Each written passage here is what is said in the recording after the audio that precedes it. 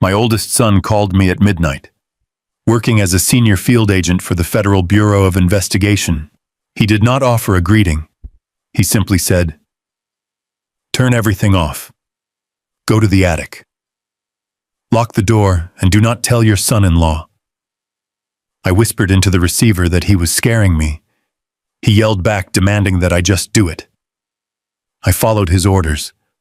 Through a crack in the attic floorboards, I looked down into my own living room and saw something that made my blood run completely cold. My son-in-law was handing two armed strangers a map of my house and a forged power of attorney. Before I continue this story of how I systematically destroyed the man who tried to end my life, let me know where you are watching from in the comments below. Hit like and subscribe if you believe that a father's kindness should never be mistaken for weakness. The digital clock on my nightstand glowed a harsh red, displaying exactly midnight. I am William Gallagher, 65 years old, a retired structural engineer who spent 4 decades calculating load-bearing walls and stress fractures. I built the very house I was sleeping in. I knew every nail, every beam, and every shadow. The vibration of my cell phone against the oak nightstand shattered the absolute silence of the room. It was not a gentle ring. It was an urgent, relentless buzzing. I reached out my joints, stiff from the evening chill, and grabbed the device. The screen illuminated my face in the dark. The caller ID displayed the name Matthew. Matthew is my oldest child. He does not call at midnight to chat about the weather.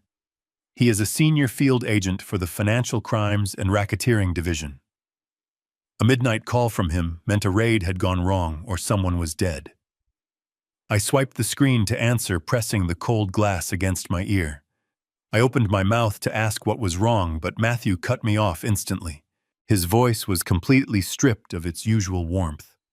It was the voice of a federal agent issuing a direct command. He told me to get out of bed immediately. He instructed me not to turn on a single light. He told me to walk down the hall, pull down the attic stairs, climb up, and lock the heavy deadbolt we installed last winter. The most terrifying part of his instruction was the final sentence. He told me under no circumstances should I wake up or alert Bradley. Bradley is my daughter Rachel's husband. They moved into my house 6 months ago to save money for their own place. I sat up, the heavy cotton sheets pooling around my waist. The cold air of the room hit my chest. I asked Matthew what he was talking about. I kept my voice to a bare whisper. I told him he was scaring me. I told him Bradley was asleep in the guest room at the end of the hall. Matthew did not offer comfort. He raised his voice, a harsh, clipped yell that resonated through the tiny speaker. He commanded me to just do it, telling me that my life depended on my immediate compliance. He hung up. The line went dead. The silence returned, but it was no longer peaceful. It was suffocating. I swung my legs over the side of the bed. My bare feet touched the cold, hardwood floor. My heart hammered against my ribs, pumping cold adrenaline through my veins. I did not question my son. I did not hesitate. I stood up in the pitch-black room. Navigating a house in total darkness requires absolute trust in your own memory. I built this structure. I knew that the floorboard just outside my bedroom door had a slight warp that would groan under my weight. I stepped carefully over it. The hallway was completely black, save for the faint moonlight, bleeding through the heavy curtains at the far end. The air felt unnaturally thick. I moved slowly, pressing my right hand against the textured wallpaper to guide my path. My breathing sounded deafening in my own ears. I forced myself to inhale slowly through my nose and exhale through my mouth, a trick I learned years ago to slow a racing pulse. I passed the guest bedroom. The door was closed. Rachel and Bradley were supposedly sleeping inside. I paused for a fraction of a second, listening for the sound of their breathing or the rustle of sheets. I heard absolutely nothing. I continued toward the end of the hall where the ceiling hatch to the attic was located. Reaching up, my fingers brushed the cold metal of the pull ring. I gripped it tightly. I knew the springs on this mechanism. If I pulled too fast, they would squeal. I applied steady, even pressure, bringing the wooden frame down millimeter by millimeter. It took an agonizing amount of time. My shoulders burned from the awkward angle, but the stairs descended in complete silence. I unfolded the wooden ladder. I climbed the first step. The wood was cold against my bare feet. I climbed the second, then the third. As I reached the top, I pulled my body into the dusty, insulation-filled space of the attic. I immediately turned around, grabbed the heavy wooden frame of the hatch, and pulled it up behind me. It snapped shut with a soft thud. I slid the heavy metal deadbolt into place, locking myself inside the roof of my own home. The darkness up here was absolute.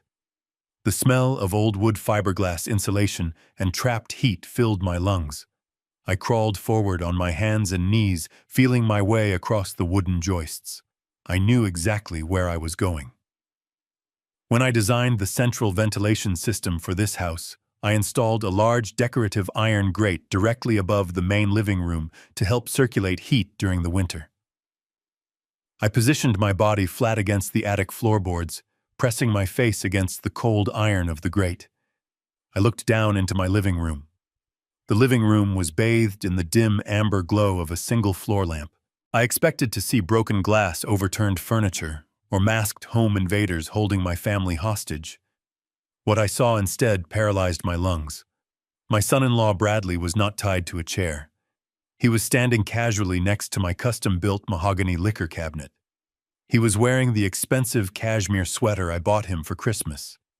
He was holding my crystal decanter, calmly pouring my 30-year-old single malt scotch into 3 heavy glasses. Sitting on my expensive leather sofa were 2 men I had never seen before in my life. They were not wearing masks. They wore cheap, bulky leather jackets and dark jeans. One of them had a thick scar running along his jawline. The other was tapping a heavy silver lighter against the glass coffee table. Bradley handed the glasses to the men. He smiled. It was a relaxed, arrogant smile. I pressed my eye closer to the iron grate, straining to hear their voices echoing up through the high ceiling. The man with the scar took a sip of the scotch, grimaced, and placed the glass down. He told Bradley they were not there to socialize. He demanded the paperwork. Bradley nodded eagerly, setting his own drink down. He reached into his leather briefcase, which was sitting on my armchair, and pulled out a thick stack of documents. He spread them out on the glass coffee table. I recognized the blue architectural paper instantly. They were the blueprints to my house. The second document he produced had a gold notary seal on it. Bradley pointed at the blueprints. He told the men that my bedroom was on the ground floor at the end of the east hallway. He traced his finger along the floor plan, showing them the exact path from the sliding glass patio door directly to my bed. He then tapped the document with the gold seal. He proudly announced that it was a fully executed, durable power of attorney. He bragged about how easy it was to forge my signature and bribe a desperate notary. He explained that once I suffered a tragic, fatal accident, he would have complete legal authority to liquidate my primary investment portfolio. He mentioned the 7-figure index funds I had spent 40 years building to secure my family's future. The man with the lighter stopped tapping it. He leaned forward, resting his heavy arms on his knees. He looked Bradley dead in the eye and said the accident would be handled smoothly, but it had to happen before Monday morning.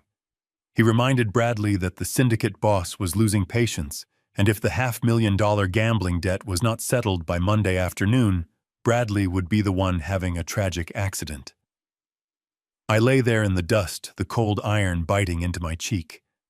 The psychological horror washed over me like freezing water. My daughter's husband was not just a gambling addict. He was orchestrating my murder. He was selling my life to save his own, and he was doing it while drinking my scotch in the house I allowed him to live in. I did not cry. I did not gasp. The parental instinct to protect my daughter's husband evaporated instantly, replaced by a cold, mathematical clarity. I was a structural engineer. I knew how to identify a fatal flaw in a foundation, and I knew how to demolish a structure safely. Bradley was the fatal flaw. The conversation in the living room shifted. The man with the scar stood up, towering over Bradley. He stated that they did not work on credit. He demanded a down payment of $20,000 in cash right now, or they would walk out the door and let the syndicate boss collect the debt from Bradley directly. Bradley held his hands up defensively. He told them to relax. He promised he had the money on hand. I watched my heart rate slowing to a steady, dangerous rhythm as Bradley walked away from the coffee table. He walked directly to the center of the living room. He knelt down on the large antique Persian rug that I had purchased in Istanbul 30 years ago. He rolled the heavy wool corner back, exposing the polished oak floorboards underneath. He pressed his thumb against a specific knot in the wood. A small square panel popped up, revealing the digital keypad of my hidden floor safe. The breath caught in my throat. I had installed that safe myself. I was the only person on Earth who knew the combination. Or so I thought. I watched Bradley's fingers dance across the keypad. He punched in the numbers without hesitation. The heavy steel bolts retracted with a solid thud. He pulled the thick door open. He reached inside and pulled out 4 thick banded stacks of $100 bills. It was $20,000. It was the emergency cash reserve I kept for absolute disasters. He tossed the money onto the coffee table. The scarred man picked up the stacks, thumbed through them quickly, and shoved them into the inner pocket of his leather jacket. He gave Bradley a curt nod. He told Bradley to make sure the sliding glass door was unlocked on Sunday night. He told Bradley to take his wife out to dinner and not to come back until after midnight. The two men turned and walked toward the front door. Bradley followed them, opening the heavy oak door and ushering them out into the night. I heard the lock click into place. Bradley stood alone in the living room for a moment. He looked down at the empty floor safe. He smiled to himself, a sickening look of sheer relief and arrogance.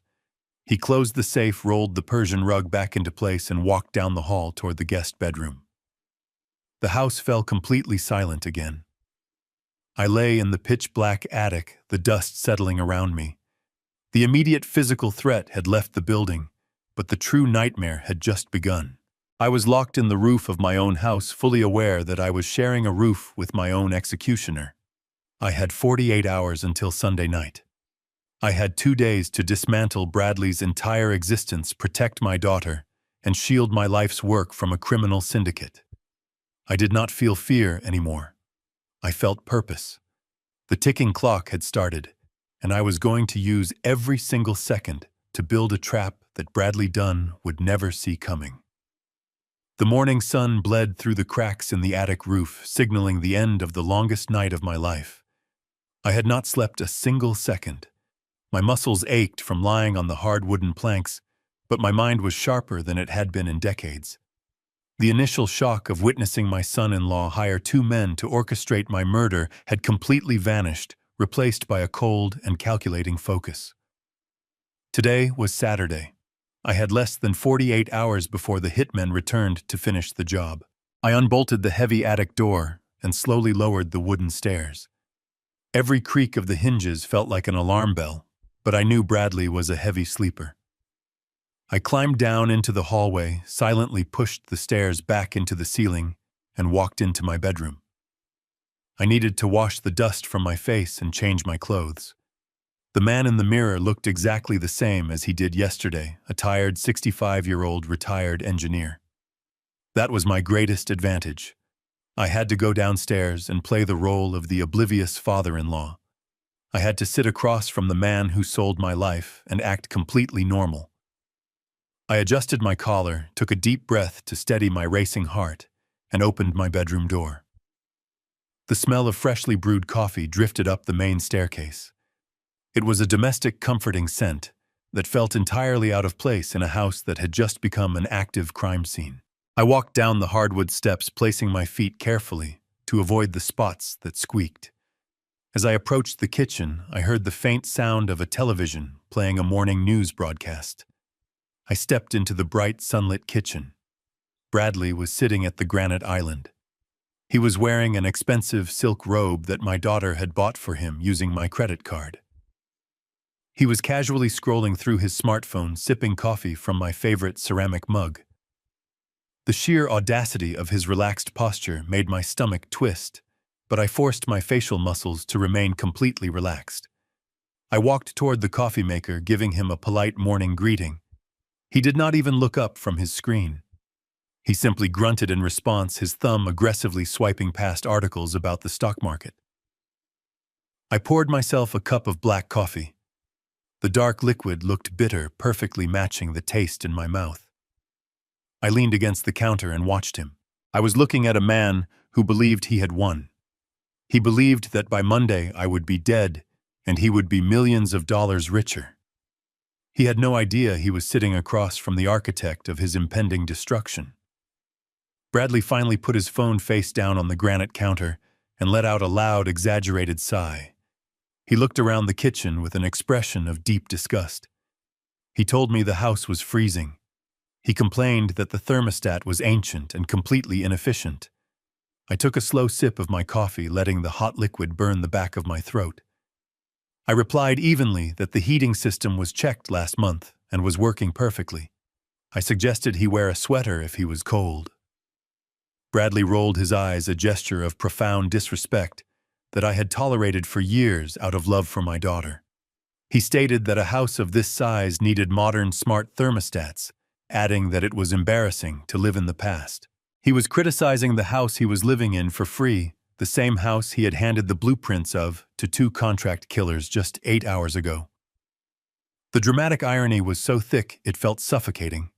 I nodded slowly, telling him I would look into upgrading the system. My compliance seemed to feed his arrogance. He pushed his empty coffee mug toward the center of the island and leaned back in his chair, crossing his arms over his chest. He looked at me with a sickening expression of false concern. He changed the subject abruptly, stating that the front yard was becoming an absolute eyesore. He told me that the grass was overgrown and the rose bushes my late wife planted were dying. He claimed that the neighbors were starting to stare and that it was affecting the property value.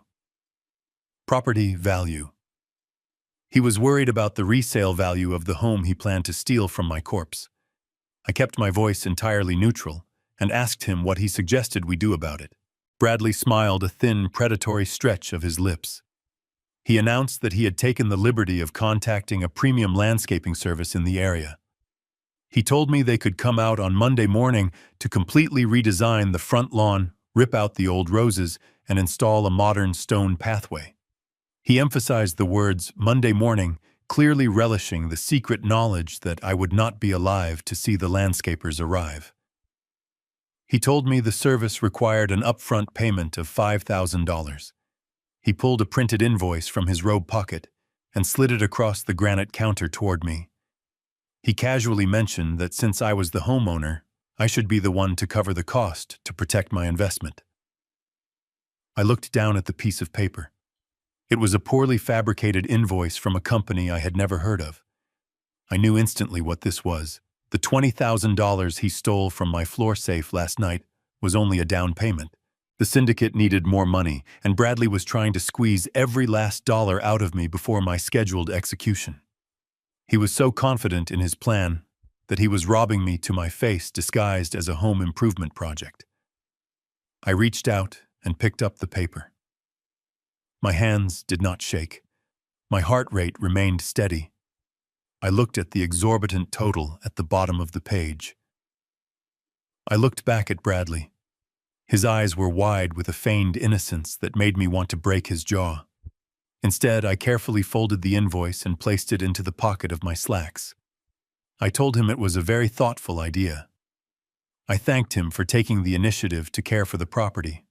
I promised him I would transfer the funds to his account by the end of the weekend so he could pay the workers on Monday.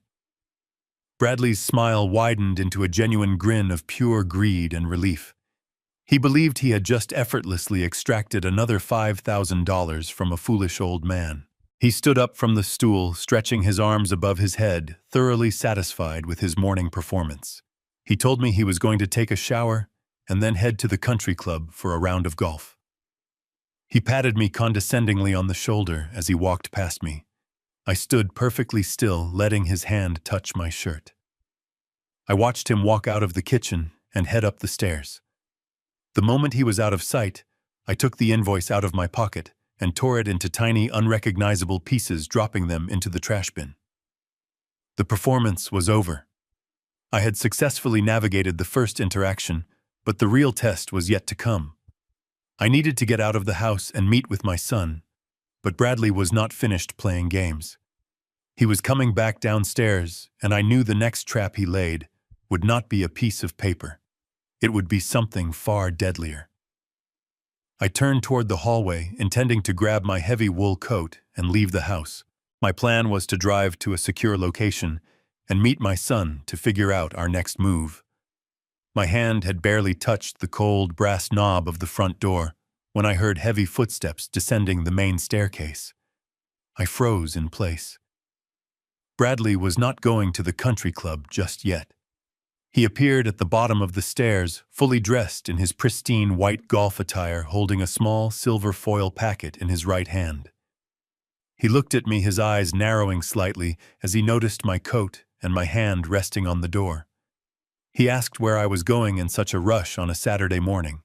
I kept my grip firm on the brass knob and replied that I was just stepping out for a morning walk to get some fresh air.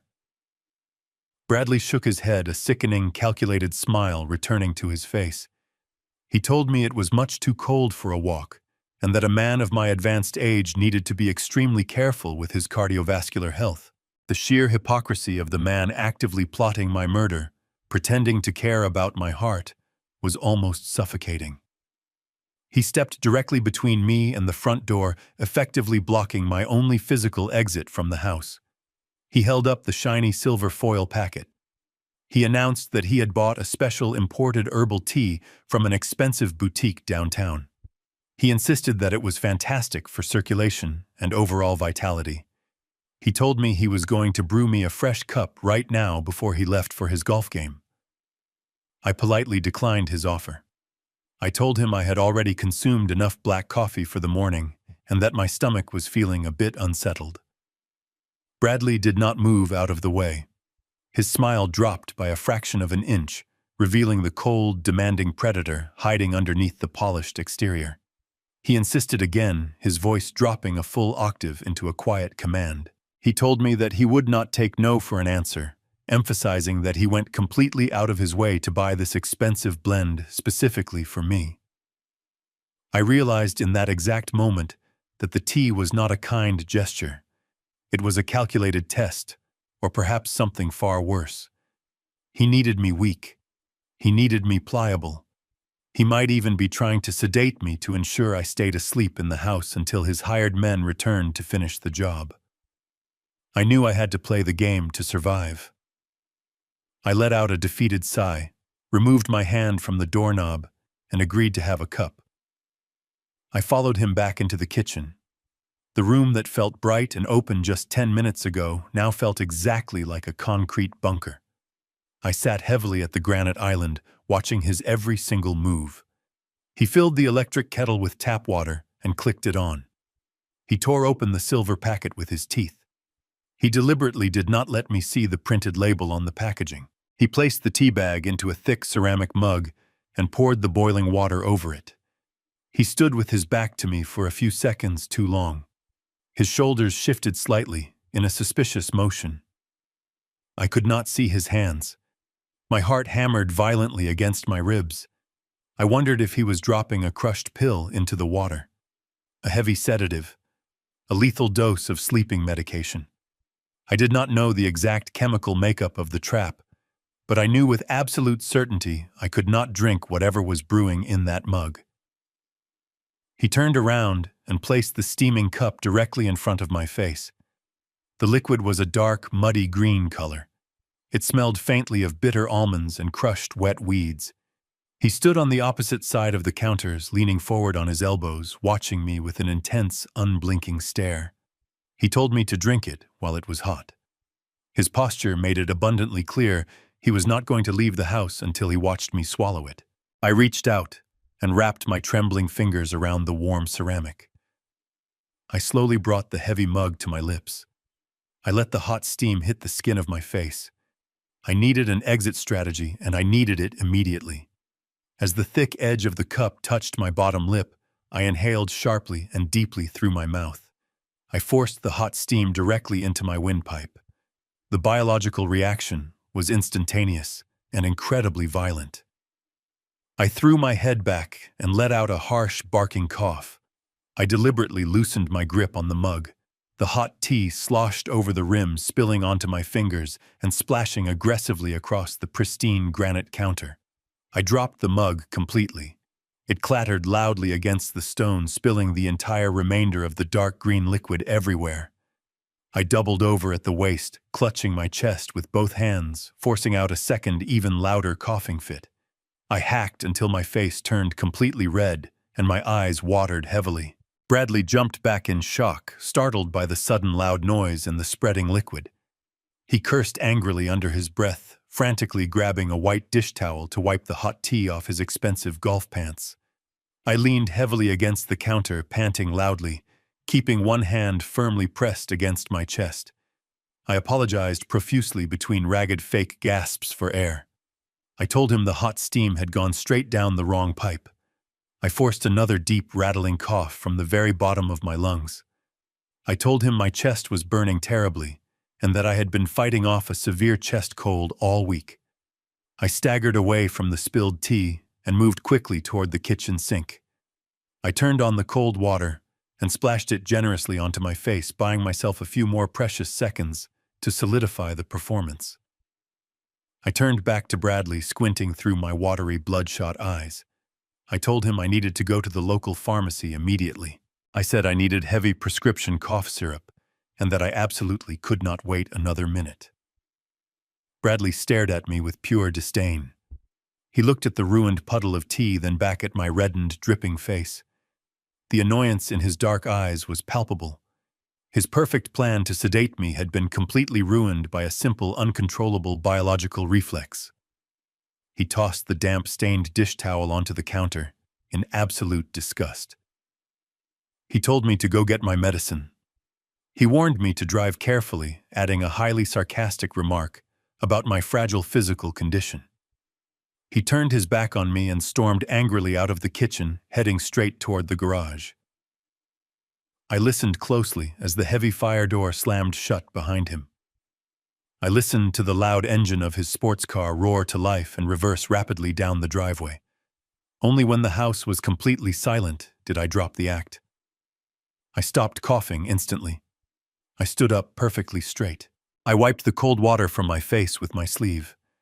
I looked at the dark green puddle slowly dripping off the edge of the counter. I did not bother cleaning it up. I walked straight to the front door, grabbed my coat, and walked out into the freezing morning air. I had survived his morning trap, but my time was running out rapidly. I drove 3 towns over to an industrial park on the edge of the county line. The location was a dilapidated diner that catered mostly to long-haul truckers and shift workers. It was exactly the kind of place where men wearing expensive suits looked entirely out of place, which made it the perfect blind spot. I parked my car behind a row of rusted dumpsters. The cold morning wind bit through my wool coat as I walked toward the back entrance. I pushed open the heavy metal door and stepped into a dimly lit back room that smelled of stale grease and black coffee. Matthew was already there. He was sitting in a cracked vinyl booth in the far corner. Sitting across from him was Jonathan Reed. Jonathan was my trust and estate attorney, a man known in legal circles for his absolute ruthlessness and surgical precision in dismantling hostile corporate takeovers. He was not a warm man, but warmth was not what I needed to survive the weekend. I needed a weapon, and Jonathan was a legal guillotine. I slid into the booth next to my son. I did not bother with pleasantries. I told them I had just survived an active attempt on my life involving a spiked cup of herbal tea. Matthew did not flinch. His jaw tightened, but his training kept his emotions completely locked down. He reached into his leather briefcase and pulled out a thick manila folder. He placed it squarely in the center of the sticky formica table. He opened the cover, revealing a stack of transcribed audio logs and black and white surveillance photographs. I looked down at the top photograph. It showed Bradley walking out of a windowless warehouse in the meatpacking district, flanked by the same two men who had been standing in my living room just 9 hours ago. Matthew leaned forward, keeping his voice barely above a whisper. He explained that his division at the Bureau had been tracking a massive illegal sports betting syndicate for the past 14 months. The syndicate operated out of offshore servers but used local muscle to collect physical debts. Matthew told me they were running wiretaps on the top lieutenants of the organization. 3 weeks ago, a new name popped up on their audio recordings. The lieutenants were discussing a local real estate developer who had lost his entire liquid net worth betting on rigged collegiate basketball games. That developer was Bradley. Matthew pointed to a specific line of text on the transcribed audio log. He told me to read it. The transcript documented a phone call between the syndicate boss and the scarred man from my living room. The boss was demanding immediate payment of exactly $500,000. I stared at the number on the page. $500,000. I knew Bradley was arrogant, but I had no idea he was a degenerate gambler of this magnitude. Matthew continued his briefing. He explained that Bradley had begged the syndicate for an extension, claiming his wealthy father-in-law was going to experience a sudden, fatal heart attack over the weekend. Bradley had promised the syndicate that he would have total control of my entire estate by Monday morning, using the forged power of attorney to wire the funds directly into their offshore accounts.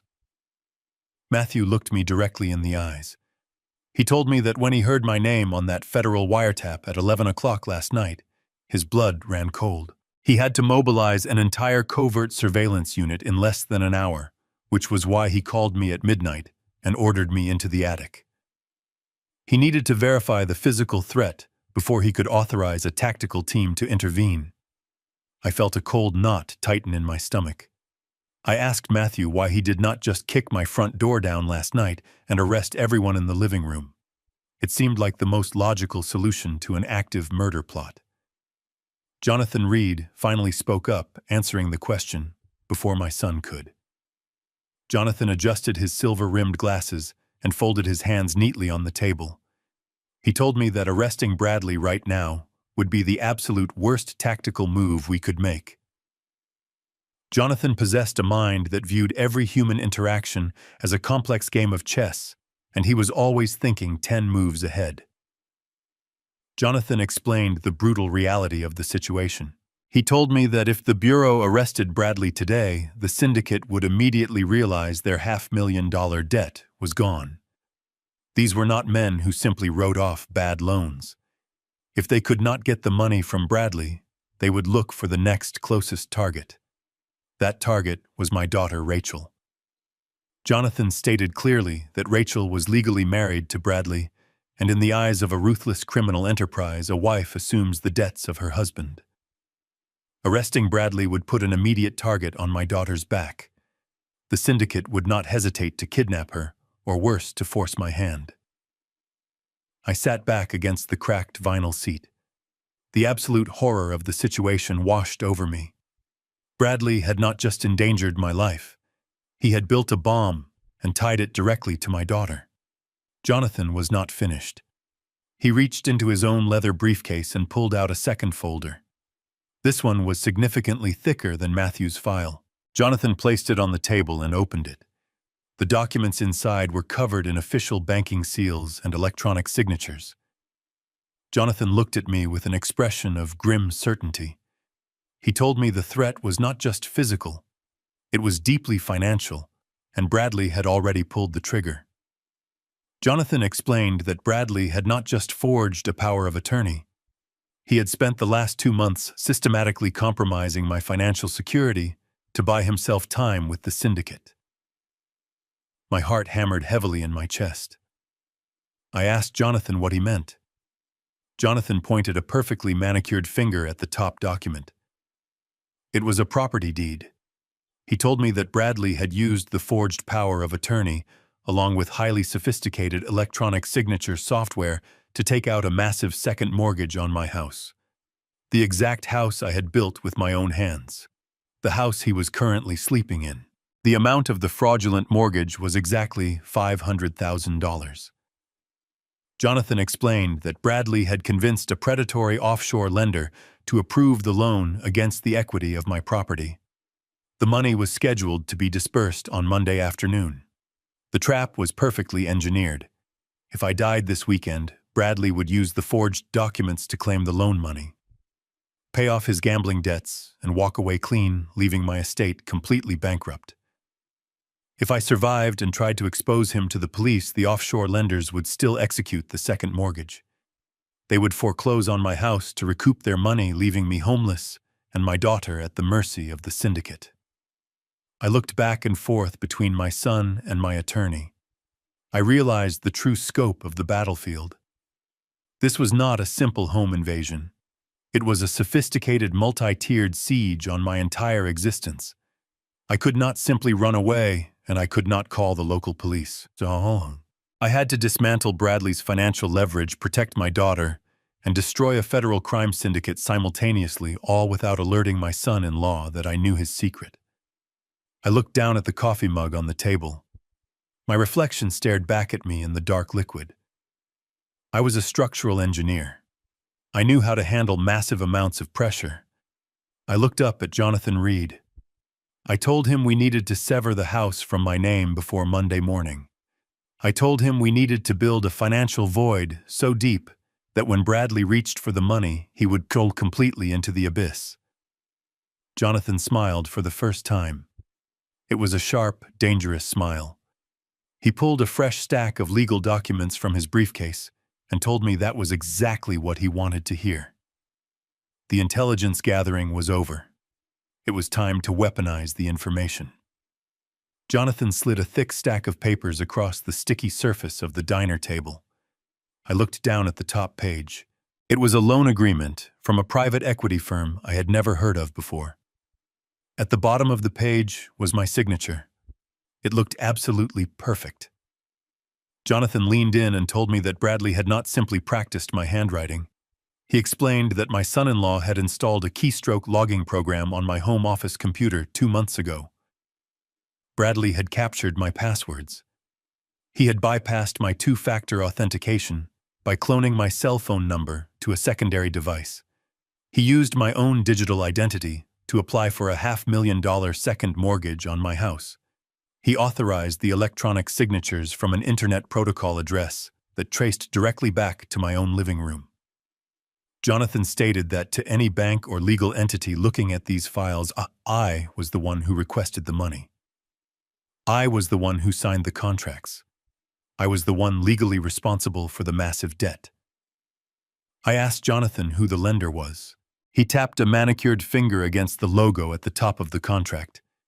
He told me it was a shadow banking institution operating out of the Cayman Islands.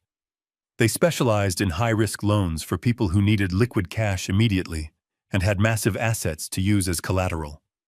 They did not ask questions. They did not require in-person meetings. They only required a pristine piece of real estate to place a lien against. My house was fully paid off. It was worth well over $2 million. It was the perfect target.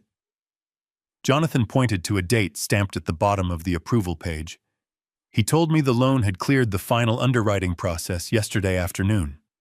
The funds were currently sitting in an escrow account. The money was scheduled to be disbursed directly into my primary checking account at exactly 9 a.m. on Monday. Bradley was planning to kill me on Sunday night, transfer the money to the syndicate on Monday morning, and walk away a wealthy man with a dead father-in-law. Matthew hit the table with his fist. He said he had enough evidence of wire fraud and identity theft to raid the house right now. He wanted to send a tactical team through the front door, drag Bradley out in handcuffs, and throw him in a federal holding cell. I looked at my son. I saw the anger of a child wanting to protect his father. I turned to Jonathan. I saw the cold calculation of a lawyer who knew that anger always loses to strategy. Jonathan shook his head slowly. He told Matthew that an immediate arrest was the absolute worst action we could take. He explained the brutal reality of the legal trap Bradley had inadvertently built. If the federal agents arrested Bradley today, the immediate physical threat to my life would be neutralized, but the financial devastation would be unstoppable. Jonathan laid out the sequence of events that would follow an arrest. The private equity firm in the Cayman Islands already possessed a legally binding contract with my verified electronic signature. If the Bureau took Bradley into custody, the story would inevitably leak. The shadow bank would immediately realize their loan was built on fraud. However, they would not simply cancel the transaction. They held a signed lien against my property. Jonathan explained that they would execute that lien instantly to protect their investment. They would initiate aggressive foreclosure proceedings against my house. Because the digital evidence traced back to my own computer and my own internet connection, I would spend the next 5 years and hundreds of thousands of dollars in legal fees trying to prove I did not sign those papers. The bank would freeze all of my assets during the litigation. I would be locked out of my own accounts. I would lose the house I built. I would be left completely destitute in my final years, fighting a ghost corporation in international court. That was only the financial side of the trap. The physical threat was even worse. Jonathan looked at Matthew and reminded him of the syndicate. If Bradley went to federal prison today, his $500,000 gambling debt did not magically disappear. The men running the illegal betting ring did not care about wire fraud charges or federal raids. They only cared about their money. If their primary debtor was locked in a federal cell, they would immediately pivot to his next of kin to collect the funds. They would look at his marital status. They would see my daughter, Rachel. Jonathan stated with absolute certainty that the syndicate would target her by Monday night. They would threaten her, harass her, or perhaps do something far worse to force her to pay her husband's debts. Rachel was legally bound to Bradley. His liabilities were her liabilities in the eyes of a criminal organization. Arresting Bradley would essentially be handing my daughter over to the very men who were currently sitting in my living room plotting my murder. I sat back against the cracked vinyl booth. The diner suddenly felt incredibly cold. I felt the weight of my life's work and my family's safety pressing down on my chest. I thought about Rachel. She was living under my roof, entirely oblivious to the fact that her husband had placed a price tag on both of our heads. I wondered if she knew about his gambling. I wondered if she had noticed him sweating at night or hiding his phone. A part of me, the soft part of a father, wanted to believe she was completely innocent. But the cold, logical part of my brain, the engineer, knew that innocence did not matter when the structure was collapsing. The syndicate would not ask if she was complicit. They would only ask for the money. If I let Matthew arrest Bradley, I would lose my home to a shadow bank and lose my daughter to a criminal enterprise. The obvious solution was a fatal error. We were trapped in a room with a live explosive, and simply shooting the man holding the detonator would blow us all to pieces. I looked at the forged mortgage document one more time. The ink looked so permanent. The digital timestamps looked so official. Bradley had used the law as a weapon against me. He had used the banking system to build a cage around my life. I realized that the only way to defeat him was to use the exact same systems to build a deeper, darker void right underneath his feet. I looked up at Jonathan Reed. I told him we could not stop the loan from being dispersed, and we could not arrest Bradley before the money moved. We had to let Bradley think his plan was working perfectly. We had to let him reach for the money. But we needed to make sure that when he finally grabbed it, he was grabbing a live federal wire that would incinerate his entire life while leaving my assets completely untouched. Jonathan smiled, a very thin, very dangerous smile. He told me that I was finally thinking like a predator instead of prey. He reached into the very bottom of his leather briefcase. He pulled out a completely different set of documents. These were not forged. They were printed on heavy, high-quality legal paper bearing the official seal of his law firm. He placed them gently on the table. He told me that we were going to perform a legal amputation. He explained that we could not cancel the fraudulent mortgage, but we could entirely remove the collateral it was attached to. He told me we were going to transfer the total ownership of my house, my investment portfolios, and all my liquid assets into an impenetrable, irrevocable blind trust. We were going to do it today, right now, sitting in this diner. By the time Monday morning arrived, the man named William Gallagher would technically own absolutely nothing. The house would belong to a phantom entity. When the offshore bank tried to execute their lien, they would find themselves grabbing at thin air. The trap was going to be reversed. I listened closely as Jonathan explained the exact mechanics of the irrevocable blind trust. He stated that once my signature touched these new papers, I would surrender direct legal control of my entire estate to an independent trustee. In this case, the trustee would be Jonathan's own highly secure corporate entity. The beauty of this legal structure was its absolute finality. Once the assets were moved into the trust, they could not be seized by creditors. They could not be targeted by offshore banks. And they most certainly could not be accessed by a son-in-law with a forged power of attorney. Jonathan explained that the fraudulent second mortgage Bradley had taken out was tied directly to my personal Social Security number and my personal ownership of the deed. By legally erasing my ownership of the property 48 hours before the loan disbursement, we were effectively turning his massive financial weapon into a useless piece of paper. The offshore lender would try to finalize the lien on Monday, only to discover the asset they were lending against had completely vanished from the public registry. Matthew leaned forward, his eyes locked on the trust documents. He asked Jonathan how this protected Rachel from the syndicate. Jonathan replied that it was the second phase of the trap. Once my assets were completely shielded, we would let the $500,000 drop into my compromised checking account on Monday morning. We would let Bradley see the money. We would let him initiate the wire transfer to the syndicate to pay off his gambling debt. But because Matthew and his federal agents were currently monitoring that specific checking account, they would flag the transaction the exact second Bradley hit the send button. The money would be frozen in transit. Bradley would commit federal wire fraud, identity theft, and money laundering in a single keystroke. The federal authorities would have him dead to rights on racketeering charges. The syndicate would never receive their money, but because Bradley would be facing decades in federal prison, he would be forced to turn state's evidence and testify against the entire illegal organization to save himself. Rachel would be protected by a wall of federal indictments. I reached across the sticky diner table and picked up Jonathan's expensive silver pen. I did not hesitate. I prepared to sign away everything I owned to save everything I loved. I took the heavy silver pen from Jonathan.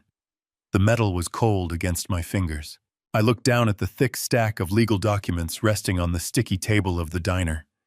The title at the top of the first page read, Irrevocable Blind Trust Agreement. The paper was thick and textured, a sharp contrast to the greasy environment we were sitting in. Jonathan sat perfectly straight across from me, watching my eyes scan the dense legal terminology. He explained that what we were about to do was not just a transfer of assets. It was a complete legal amputation. He told me that by signing these pages, the entity known as William Gallagher would cease to own any physical property, any investment portfolios, and any liquid capital. Everything I had built over 40 years of grueling engineering work was about to be handed over to a corporate entity that existed only on paper. I asked Jonathan to walk me through the exact mechanics of the protection. I needed to understand the architecture of the trap before I armed it. As a structural engineer, I spent my entire life designing foundations that could withstand massive amounts of external pressure. Jonathan was designing a legal foundation, and I needed to know it would not crack. Jonathan leaned forward, speaking in a low, measured tone. He explained that the offshore lenders who approved Bradley's fraudulent second mortgage did so based on the current public records. Those records showed that I was the sole owner of the house. The lender placed a lien against my name and my property deed. Jonathan pointed to the second page of the document. He told me that this specific irrevocable trust was designed to act as a legal black hole. Once my assets crossed the event horizon of this trust, they could not be pulled back out by anyone, not even me, and certainly not by a shadow bank in the Cayman Islands. He explained that the trust would be managed by an independent corporate trustee stationed in a state with the most aggressive asset protection laws in the country. The moment I signed the paper, the deed to my house would be digitally transferred and legally recorded under the name of the trust. I looked at Matthew. My son was watching the exchange with intense focus. I told Jonathan that Bradley was expecting $500,000 to drop into my checking account on Monday morning, based on the forged mortgage. I asked what would happen when the offshore bank tried to finalize the lien against a house I no longer owned. Jonathan smiled. It was the smile of a predator who had just locked the cage from the outside. He explained that the shadow bank operated on automated digital systems. On Monday morning, their computers would disperse the funds into my compromised checking account as scheduled. However, when their legal department attempted to officially record the lien with the county clerk to secure their collateral, the system would reject it. The county records would show that William Gallagher did not own the property. The lien would be attached to a phantom entity. Jonathan continued his explanation, his voice filled with cold satisfaction. He stated that the offshore bank would instantly realize they had just wired $500,000 of unsecured funds to a fraudulent applicant. They would have no legal recourse to seize my house because the house belonged to an impenetrable trust created before their lien was ever finalized. The debt would remain entirely attached to the digital footprint Bradley used to secure the loan. Bradley would be left holding a massive unsecured debt to a furious international lending institution, and he would have absolutely no collateral to pay them back. The sheer brilliance of the maneuver washed over me. Bradley had tried to use the legal system to steal my life's work. We were using that exact same system to make my life's work completely invisible. I looked down at the signature line at the bottom of the last page. I thought about the sweat and blood I had poured into framing the walls of that house. I thought about the late nights I spent reviewing blueprints at the kitchen table to pay off the original mortgage. I was not giving my house away. I was pulling it out from under the feet of the man trying to hang me. I pressed the tip of the silver pen against the heavy paper. I signed my full legal name. The ink flowed smoothly, leaving a dark, permanent trail across the page. I flipped to the next tab and signed again. I repeated the process 14 times, initialing every rider, every amendment, and every clause of the irrevocable trust. With each stroke of the pen, I felt a massive weight lifting off my shoulders. I was no longer a victim waiting for a hitman to arrive on Sunday night. I was the architect of my own survival. I was stripping the battlefield of all its resources before the enemy even knew the war had started. When I reached the final page, Jonathan pulled a small brass notary stamp from his briefcase. He pressed it firmly onto the paper, leaving a raised official seal next to my signature. He gathered the documents, tapped the edges against the table to align them perfectly, and slid them back into his leather folder. He looked at his stainless steel wristwatch. He announced that it was currently 10 o'clock on Saturday morning. He told me he was going to his office immediately to digitize the files and rush the transfer through the county clerk's emergency weekend processing system. He promised me that by noon today, the house would officially belong to the trust. Before leaving the booth, I asked Jonathan one final question. I asked how this trust protected my daughter Rachel from the syndicate's inevitable retaliation. Jonathan sat back down for a brief moment. He explained that the trust was designed with a specific provision regarding my descendants. If I were to pass away, the trust would not distribute lump sums of cash or property to Rachel, especially while she was legally bound to Bradley. Instead, it would distribute strictly controlled living allowances that could never be garnished by creditors, offshore banks, or criminal enterprises. Rachel would be financially secure, but Bradley would never be able to touch a single penny of the principal. The syndicate could threaten him all they wanted, but they would quickly realize the money was legally inaccessible. It was a financial fortress with walls too high for them to climb. Matthew added that the federal agents would be monitoring the syndicate's communications continuously. The moment the wire transfer was frozen on Monday, the syndicate would panic. They would likely contact Bradley to demand an explanation. Matthew assured me that his tactical team would intercept those communications, providing the final piece of evidence needed to arrest the syndicate bosses alongside Bradley. The legal amputation we just performed was the shield, and the pending wire fraud case was the sword. I looked at the empty spot on the table where the documents had been just moments ago. It was a profound realization. In the span of 30 minutes sitting in a decrepit roadside diner, I had legally vanished.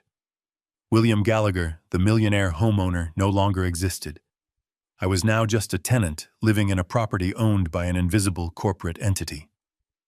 Bradley had spent months plotting to murder a man for his wealth, completely unaware that the wealth had just evaporated into thin air. Jonathan picked up his briefcase, the brass clasps clicking shut with a final decisive sound.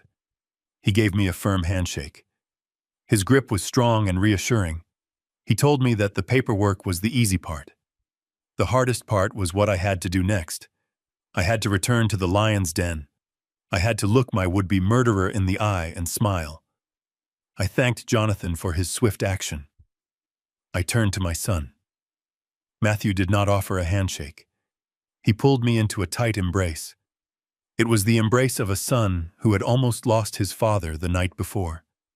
He whispered in my ear that he would have a surveillance van parked 3 blocks from my house for the rest of the weekend. He promised me I would not be alone in that house. I pulled away, giving him a firm nod. I turned and walked out the back door of the diner, stepping back out into the freezing wind. I walked to my car, my footsteps crunching on the frozen gravel. I unlocked the door and slid into the driver's seat. I did not turn the key immediately. I sat in the cold silence of the vehicle, letting the reality of the situation settle into my bones. The fear that had paralyzed me in the attic was completely gone. The anger that had burned in my chest during breakfast was extinguished. All that remained was cold procedural determination. The trap was set. The legal reversal was absolute. I started the engine, put the car in drive, and headed back to my house to prepare the poisoned bait. I pulled into the driveway of the house that no longer legally belonged to me. Bradley had already returned from his country club. His expensive silver sports car was parked aggressively in the center of the concrete, forcing me to park on the street. I turned off the engine and sat in the cold silence of my vehicle for a moment. The legal maneuver at the diner was complete, but a shield was not enough. I needed a sword. Now I had to execute the psychological warfare. I reached into the inner pocket of my heavy wool coat and pulled out a single sheet of paper. Matthew had given me this document right before I left the diner. It was a perfectly fabricated bank statement from my primary financial institution. It looked entirely authentic. It showed my name, my home address, and the routing numbers for the exact checking account that Bradley had already compromised. But the account balance was not normal. The paper displayed a recent and fully cleared deposit of exactly $2 million. Matthew had explained that this specific account was a federal honeypot. It was a digital cage monitored heavily by the Cybercrimes Division. The money did not actually exist, but to anyone logging into the banking portal, it looked like a massive liquid fortune sitting completely unprotected. I unlocked the front door and stepped inside. The house felt entirely different now. It was no longer a home. It was a hunting ground. I heard the faint sound of a television playing a sports channel in the upstairs master bedroom. Bradley was resting. I took off my coat and walked deliberately down the hallway toward my home office. This room was my absolute sanctuary. It was where I drafted the blueprints for my engineering firm. It was where I paid for my daughter's college education. Now I knew Bradley had been sneaking in here for months to steal my passwords and forge my signature. I pushed the heavy oak door open and walked over to my mahogany desk. The art of setting a trap is making the prey believe they discovered it entirely by accident. If I left the bank statement sitting perfectly centered on the leather blotter, Bradley would suspect a setup. I had to make it look like the careless mistake of a tired, terrified old man. I pulled a stack of unpaid utility bills and old medical records from my drawer. I spread them out randomly across the desk. I slid the fabricated bank statement near the bottom of the messy pile, leaving only the top third of the page visible. The massive $2 million balance was hidden from plain sight, but the bold black letters of the bank logo and the account number were clearly exposed. It was just enough to catch the eye of a greedy man looking for his next score. I left my leather desk chair pulled out slightly to make the room look recently occupied. I left the office door cracked open exactly 3 inches. I walked out of the room and headed toward the kitchen. I needed to let Bradley know I was back in the house, but I also needed to give him a clear opportunity to snoop. I deliberately slammed the heavy refrigerator door shut. The loud thud echoed through the silent house. I immediately heard the television upstairs go quiet. Footsteps moved across the ceiling above me. Bradley was coming to investigate the noise. I quickly moved out of the kitchen and stepped into the shadowy alcove beneath the main staircase. It was a blind spot that offered a perfect, unobstructed view of the hallway leading to my office. I held my breath and waited in the dark. Less than a minute later, Bradley appeared at the bottom of the stairs. He was still wearing his pristine white golf attire.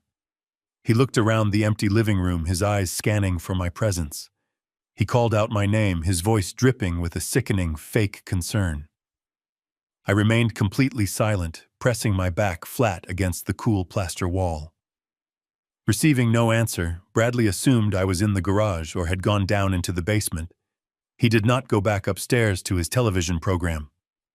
Instead, he walked straight down the hallway toward my office. He moved quickly and silently on the tips of his toes. It was the complete opposite of his usual heavy, arrogant footsteps. He reached the cracked door of my sanctuary. He paused for a fraction of a second, checking over his shoulder one last time to ensure he was alone. Then he slipped inside the room like a thief. I leaned forward slightly, peering through the narrow gap in the door hinge. I could see the side of his face and the surface of my desk. Bradley immediately began rifling through the papers I had left out. He moved the utility bills aside with annoyed precision, searching for anything valuable. Then his hands stopped completely. He had found the bait. I watched him pull the fabricated bank statement out from under the pile. He brought the paper closer to his face. I could not see his eyes, but I saw his entire body go rigid. The realization of the $2 million balance hit him like a physical blow. His breathing became heavy and audible, echoing slightly in the quiet room. Bradley did not just look at the paper. He pulled his smartphone out of his pocket. His hands were shaking violently with pure adrenaline and unchecked greed. He opened his camera application and took 3 rapid pictures of the document, ensuring he captured the account number and the routing details perfectly. He thought he had just stumbled upon his ultimate salvation. He believed that waiting for the $500,000 loan on Monday was no longer necessary if he could simply drain this massive account before Sunday night. The syndicate debt was suddenly a minor inconvenience compared to the absolute fortune sitting right in front of him. He carefully slid the paper back into the exact position he found it, covering it with the utility bills so I would never know it had been touched. He stepped back from the desk, letting out a low, victorious laugh. It was a sound of absolute arrogance. He turned and walked out of the office, pulling the door shut behind him. He practically sprinted back up the stairs, eager to begin his digital theft. I stepped out of the shadows beneath the staircase. My heart beat with a steady, triumphant rhythm. The legal reversal had severed his power, and the poisoned bait had just sealed his fate. He was going to initiate a massive wire transfer today, and when he did, he would be pulling the lever on his own federal trap. I walked away from the staircase and headed toward the kitchen. I needed to know the truth about my daughter. I needed to know if Rachel was an innocent victim of her husband's massive gambling addiction or a willing participant in my financial execution. I found her sitting at the large granite island that I had installed myself just 5 years ago. She was holding a thick stack of glossy home improvement magazines and a heavy metal ring of expensive paint swatches. She was sipping a glass of imported sparkling water, completely absorbed in her planning. I walked over and sat on the wooden stool next to her. She barely acknowledged my presence. She pushed a small cardboard paint swatch toward me, pointing her perfectly manicured finger to a pale gray color. She told me she and Bradley had decided to repaint the entire first floor next month. She stated confidently that my current color choices were terribly outdated and incredibly depressing to look at. She was casually planning the expensive renovation of my own home, while her husband was upstairs stealing my money to pay his contract killers. I looked at the small square of gray cardboard on the granite counter. I kept my posture relaxed and my voice incredibly calm. I told her I had been doing some serious thinking this morning about the future. I told her that reaching my age makes a man evaluate his legacy and the impact he leaves behind on the world. Rachel did not look up from her magazine. She gave a highly dismissive hum, clearly uninterested in my philosophical thoughts. I continued speaking smoothly. I told her I had scheduled a meeting with Jonathan Reed to restructure my last will and testament. That specific sentence finally grabbed her attention. She stopped flipping the glossy pages and turned her head to look at me. Her eyes narrowed slightly in suspicion. She asked me what exactly I meant by restructuring. I explained my reasoning methodically. I reminded her that I had provided for her entirely during her childhood and paid for her expensive university degree in full so she would graduate without a single dollar of debt. I told her she was a healthy, capable adult, married to a man who constantly claimed to be a highly successful real estate developer. I stated that because they were so independent and doing so well, they had decided to leave the house and my primary investment portfolios to a charitable foundation. I told her I wanted to create a permanent scholarship fund for underprivileged youth who desperately wanted to study structural engineering but could not afford the tuition. I told her it felt like the most honorable thing to do with my life's work. The silence that followed my statement was heavy and deeply toxic. Rachel stared at me as if I had just struck her across the face. The thin mask of the loving daughter melted away instantly, replaced by a vicious, twisted expression of pure entitlement. She slammed her hand down violently on the granite counter. The sudden noise echoed sharply in the large kitchen. She demanded to know if I was losing my mind. Her voice rose into a shrill, aggressive tone that I had never heard her use before. She told me I had absolutely no right to give away her inheritance to a bunch of ungrateful strangers. She emphasized the word her as if the money I had earned through 40 years of grueling physical labor belonged inherently to her simply because she existed in my bloodline. I did not raise my voice to match hers. I asked her why she was so incredibly upset over money she supposedly did not need. I reminded her that Bradley was doing very well financially, and that they were only living here temporarily to save for a luxury property of their own. That statement pushed her completely over the edge of rationality. Her face turned pale with a furious, desperate energy. She leaned aggressively across the counter, invading my personal space. She yelled that Bradley was under an immense amount of pressure at work. She claimed that Bradley worked significantly harder than I ever did, and that the real estate market was completely unpredictable and unfair right now. She told me that Bradley deserved a break, and that my money was supposed to be their guaranteed safety net. She did not stop there. She pointed her finger directly at my chest. She told me I was being incredibly selfish and delusional. She listed every single grievance she had ever harbored against me since her childhood. She complained that I had always cared more about my architectural blueprints and construction sites than my own family. She stated that giving the house to charity was just another pathetic way for me to feed my own ego instead of taking care of my own flesh and blood. She looked around the kitchen, waving her hands wildly at the custom cabinets and the stainless steel appliances. She explicitly stated that this house was practically theirs anyway. She told me that I was an old man living completely alone in a space that was far too large for my basic needs. She proudly revealed that Bradley had already drawn up architectural plans to convert my home office into a nursery and my ground floor bedroom into a master suite for themselves. Every single venomous word she spoke was a heavy nail in the coffin of my paternal guilt. I sat perfectly still and let her unleash her true nature. I did not interrupt her tirade. I did not defend myself against her cruel accusations. I just listened to the absolute greed pouring out of my own daughter's mouth. I was searching her face for a single shred of genuine empathy. I was waiting for her to express even a minor concern for my health, my happiness, or my legacy. There was absolutely nothing. She did not view me as a father or a human being. She viewed me solely as an expired resource. She viewed me as a stubborn obstacle standing directly between her husband and my bank accounts. She was fiercely defending the very man who had just sold my life to a criminal syndicate, all because she wanted a newly painted house and an easy life funded by my death. Rachel finally stopped yelling. She stood there panting heavily, her chest heaving with misplaced indignation.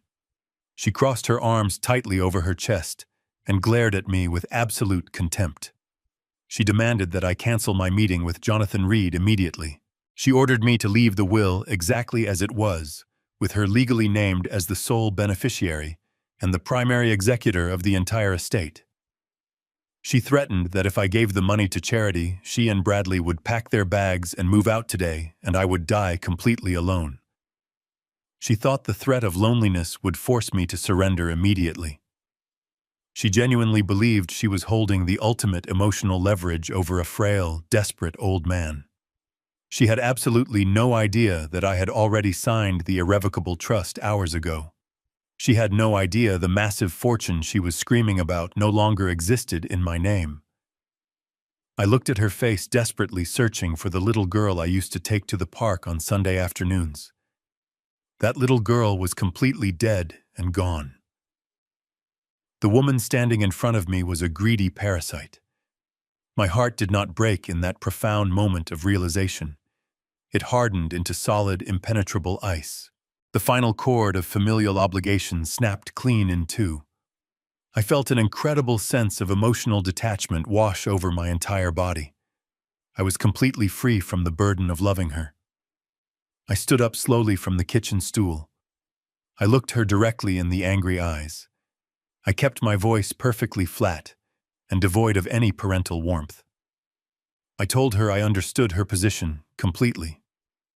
I told her she had made her true priorities very clear to me today. I did not argue with her demands. I did not yell back at her threats. I simply turned my back on her and walked calmly out of the kitchen. I walked steadily down the hallway, leaving her standing alone with her worthless paint swatches and her empty ultimatums.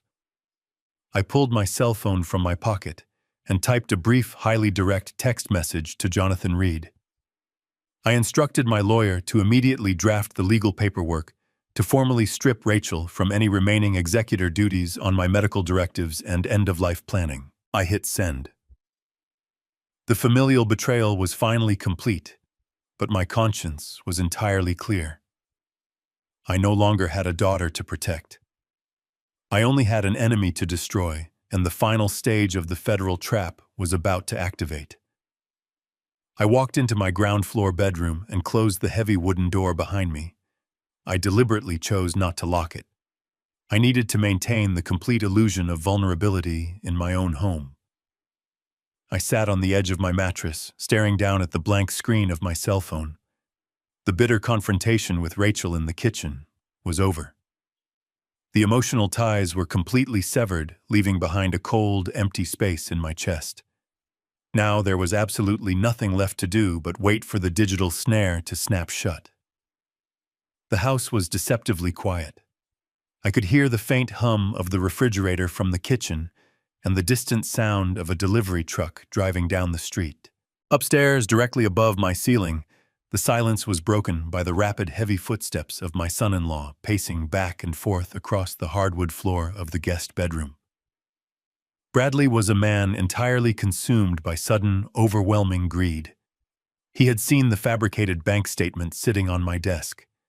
He truly believed he had just discovered $2 million of completely unprotected liquid cash. He was no longer thinking about the complicated $500,000 offshore loan scheduled for Monday. He was no longer thinking rationally at all. Greed is a highly effective poison because it completely blinds its victim to obvious danger. He reasoned that waiting for a complex real estate transaction was foolish, when he could simply drain the old man's checking account right now. That was the exact psychological weakness Matthew and I were counting on. My cell phone vibrated violently against my palm, startling me slightly. The screen illuminated the dark room. It was a secure text message from my son. The message contained only 4 words. He is logging in. I gripped the phone tightly, my knuckles turning white. Miles away in a highly secure federal building, Matthew and his cybercrimes team were watching Bradley's digital footprint in real time. Bradley had used the passwords he stole from my computer to access the federal honeypot account. I imagined him staring at his screen, completely mesmerized by the confirmation of a $2 million balance. I could almost picture his shaking hands as he furiously navigated the banking portal. He was typing in the offshore routing numbers provided to him by the illegal gambling syndicate. He was attempting to wire the entire sum, hoping to pay off his massive debt and keep $1.5 million for himself to fund his lavish lifestyle. He was attempting to steal my life savings with a single keystroke. I waited in the silence of my bedroom, counting my own heartbeats. The seconds stretched into an agonizing eternity. I watched the plaster ceiling, listening to the frantic pacing upstairs. Then the footsteps stopped completely. There was a moment of absolute terrifying stillness in the house. My phone vibrated a second time. Another text from Matthew appeared on the glowing screen. Transfer initiated. I took a slow, deep breath, letting the air fill my lungs completely. The poisoned bait had been swallowed. Bradley had just committed felony wire fraud across state lines. He had crossed the point of no return. But the trap was not finished closing yet. A third text message arrived just 10 seconds later. Transfer frozen. Account locked. Federal flag activated. The snare had officially snapped completely shut on his leg. The $2 million never moved. The federal banking system automatically flagged the massive transaction as highly suspicious and completely locked the account down. Bradley was now permanently locked out of the system. The sudden silence upstairs was violently broken. I heard a loud, muffled shout of pure panic echo through the floorboards. I heard the sound of something heavy, perhaps a wooden chair, or a heavy brass lamp being thrown aggressively against the wall. The illusion of his guaranteed wealth had just evaporated into thin air in front of his eyes. He was suddenly right back where he started, but in an infinitely worse position. He had just alerted the banking authorities to a massive fraudulent wire transfer, attempting to hit an offshore account known for illegal gambling. The syndicate was monitoring their receiving accounts closely, waiting for his payment to clear.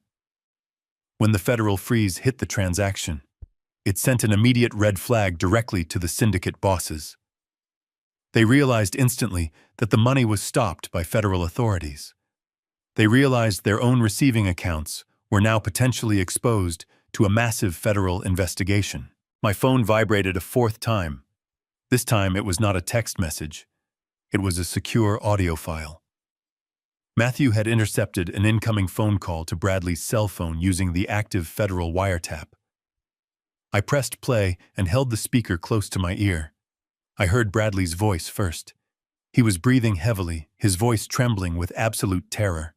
He was begging the man on the other end of the line to give him another chance. He was frantically explaining that the bank must have placed a temporary security hold on the account because of the unusually large amount. He swore he could fix the problem by Monday morning. Then I heard the second voice. It was the same scarred man who had been standing in my living room the night before. His voice was completely devoid of emotion. He did not yell.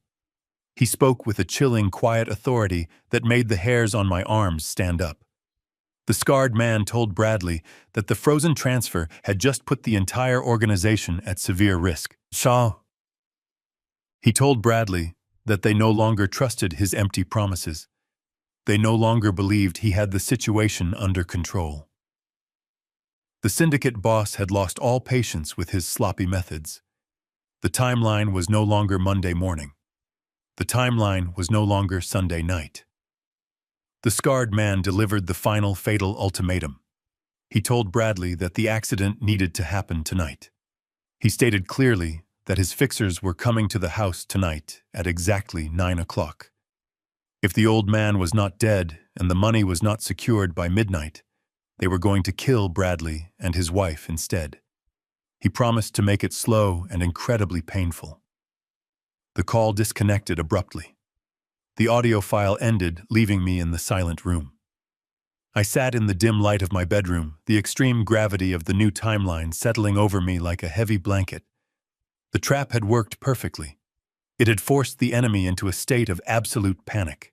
It had forced them to make a massive mistake and accelerate their plans drastically. However, it also meant I had run out of time. Today was Friday. I looked at the digital clock on my nightstand. It was currently 3 in the afternoon. I had exactly 6 hours before armed killers walked through my front door. The waiting period was officially over. The decisive confrontation was arriving tonight. I stood up from my bed, my mind crystal clear. I needed to prepare the dining room. I needed to prepare myself to look evil directly in the eye and watch it destroy itself. The smell of seared steak and roasted garlic drifted heavily down the hallway, masking the underlying scent of absolute panic that had infected my home.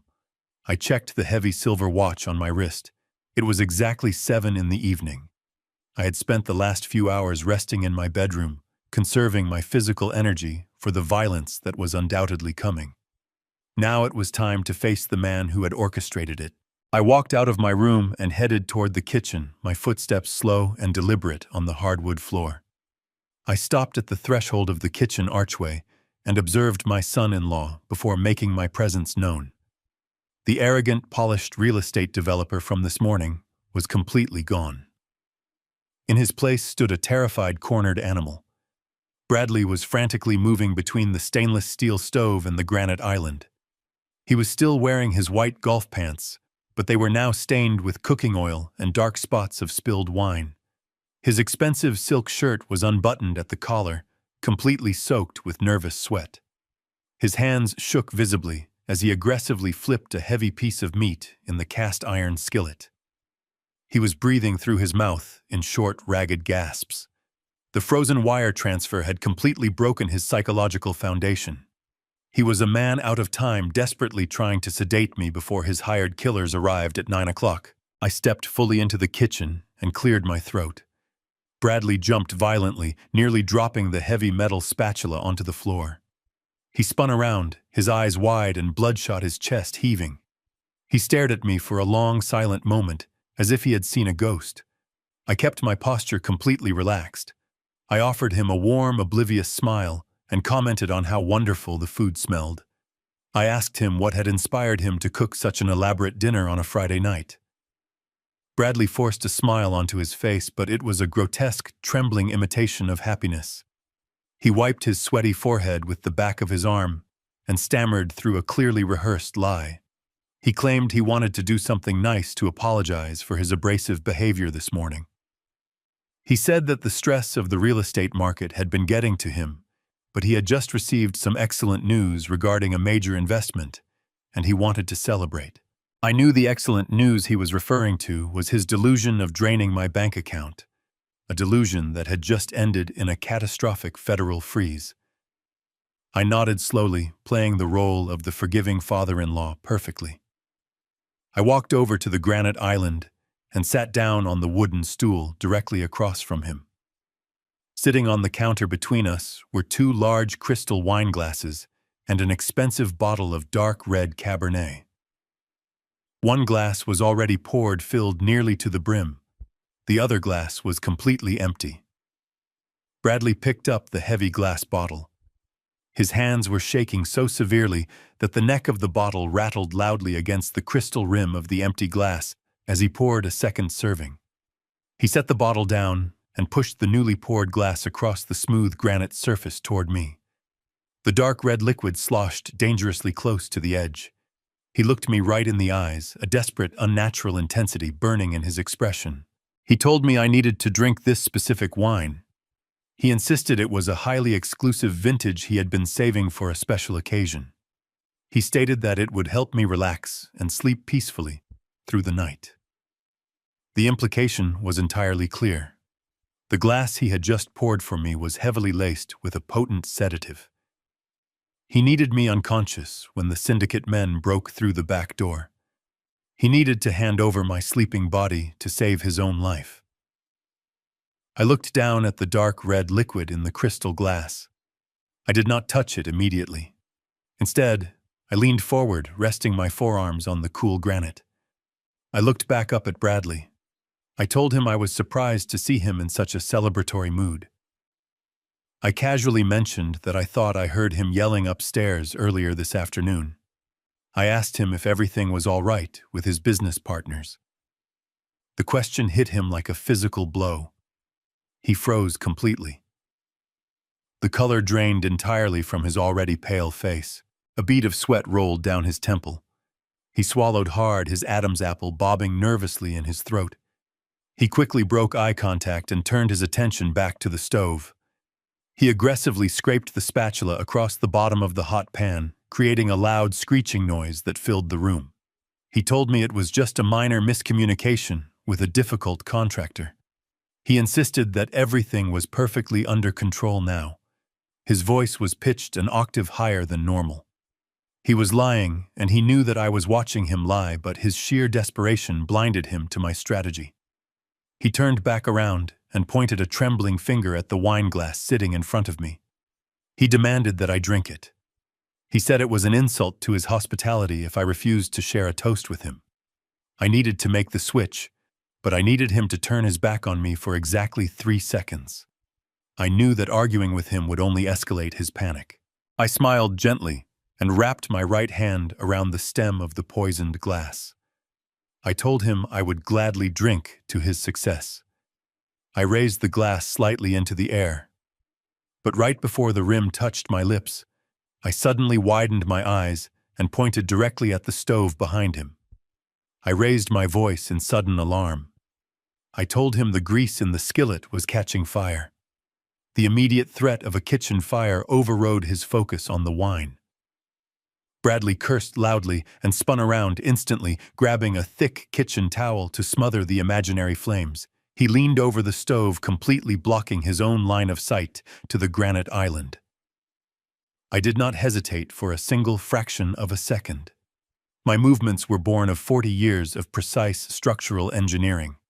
I smoothly slid the poisoned glass across the counter toward his empty spot. In the exact same fluid motion, I grabbed his untainted glass of wine and pulled it directly in front of my own chest. The switch was completely silent and flawlessly executed. Bradley turned back around, panting heavily. He looked confused and intensely frustrated. He told me there was no fire. He said the pan was just smoking slightly because the heat was too high. I offered a sheepish, apologetic smile. I told him my eyesight was not what it used to be and that I was just trying to help. He let out a harsh breath of sheer annoyance. He walked back to his side of the island and immediately grabbed the crystal glass sitting there. He did not notice the slight difference in the liquid level. He was entirely consumed by the ticking clock in his head. He lifted his glass high into the air. He stared at me with a cold, dead expression. He offered a chilling toast. He said we should drink to the future and to peaceful endings. I raised my untainted glass to meet his. I looked directly into the eyes of my would-be murderer and repeated his words perfectly. I drank to peaceful endings. We both brought the heavy crystal rims to our lips. I took a slow, deep swallow of the dark red Cabernet. It was rich and completely clean. I watched closely as Bradley tilted his head back and drank nearly half of his own glass in one desperate gulp. He swallowed the potent sedative without a single ounce of hesitation. He slammed his glass back down onto the granite counter. He let out a long sigh, expecting me to immediately show signs of extreme fatigue. He stood there, leaning heavily against the counter, waiting for my eyelids to droop. I simply sat there watching him with absolute unblinking clarity.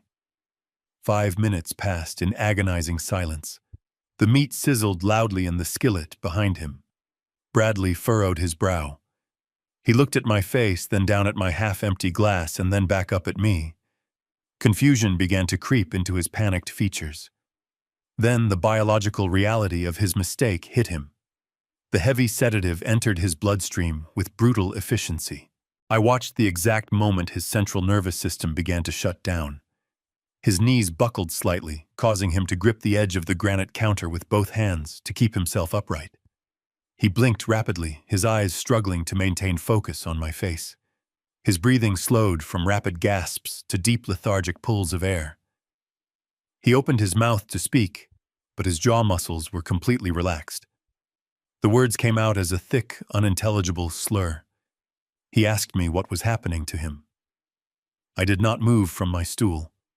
I kept my voice entirely calm and mathematically precise. I told him that he looked incredibly tired.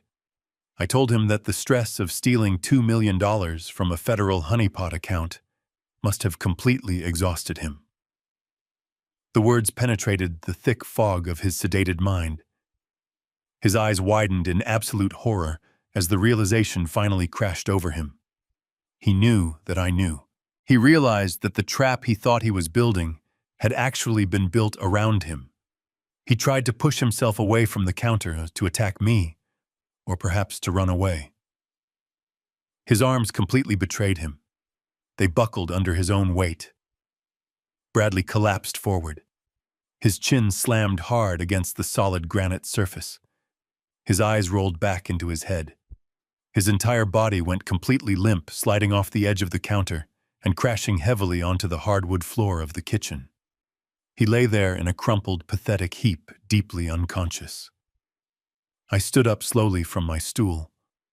I walked around the island and looked down at the man who had sold my life for $500,000. He was breathing steadily, but he would not wake up for at least 12 hours. I stepped over his unconscious body and walked over to the stove. I calmly turned off the burner, removed the hot skillet from the heat, and turned off the kitchen lights. I walked into the dark dining room to wait. The false threat was neutralized. The real threat was arriving in less than 20 minutes. I sat in the heavy mahogany chair at the head of the dining table. The digital clock on the microwave in the adjacent kitchen displayed 8:55. The house was entombed in absolute darkness.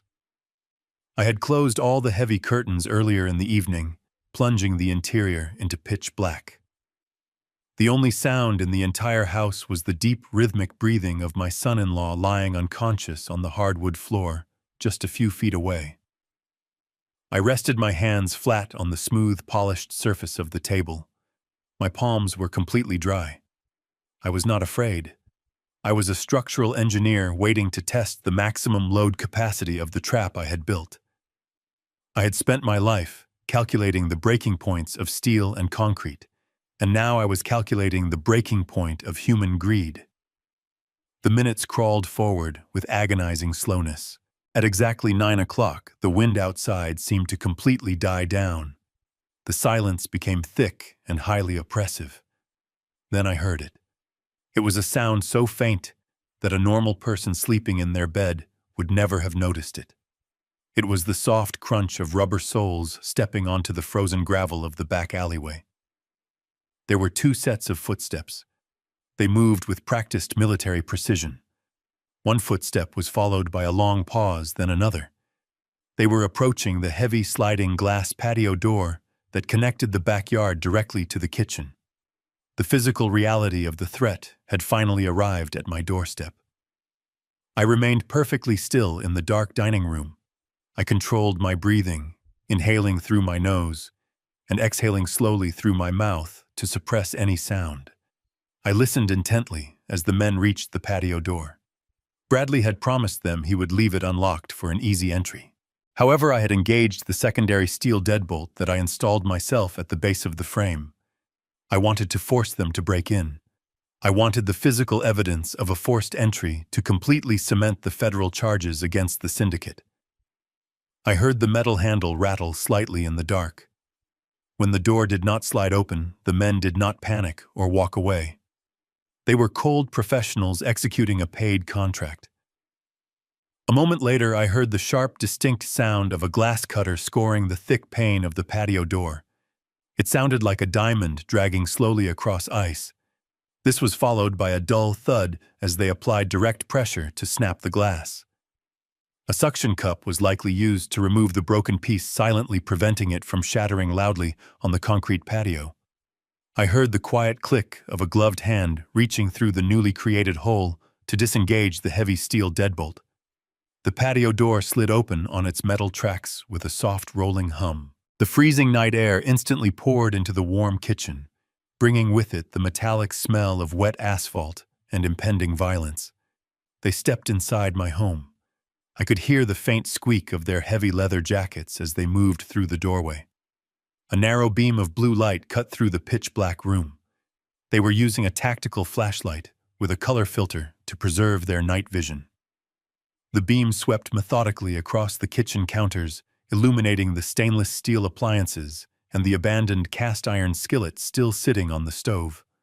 The light moved down the cabinets and traced along the floorboards. It stopped abruptly.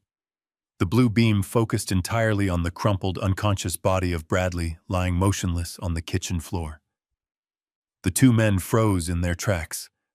I heard one of them whisper a harsh curse under his breath. This was completely outside the parameters of their plan. Bradley was supposed to be at a fancy restaurant across town, with my daughter establishing his alibi. The hitmen expected a completely empty house with the sleeping old man completely alone in the master bedroom. Instead, they found their employer passed out on the floor like a discarded rag doll. The scarred man tapped his partner firmly on the shoulder. I heard the distinct heavy metallic click of a handgun being cocked. The situation had just escalated from a silent assassination to an active, unpredictable breach. They did not know if Bradley was dead or simply asleep. They did not know if the police were already on their way. The second man knelt beside Bradley. I could hear the rough fabric of his jeans rustling against the wood. He pressed his fingers against Bradley's neck to check for a pulse. Finding a strong, steady heartbeat, he stood back up and whispered that the idiot was just heavily sedated. The scarred man let out a low breath of pure disgust. He whispered back that they needed to finish the contract immediately and get out of the house before the situation deteriorated any further.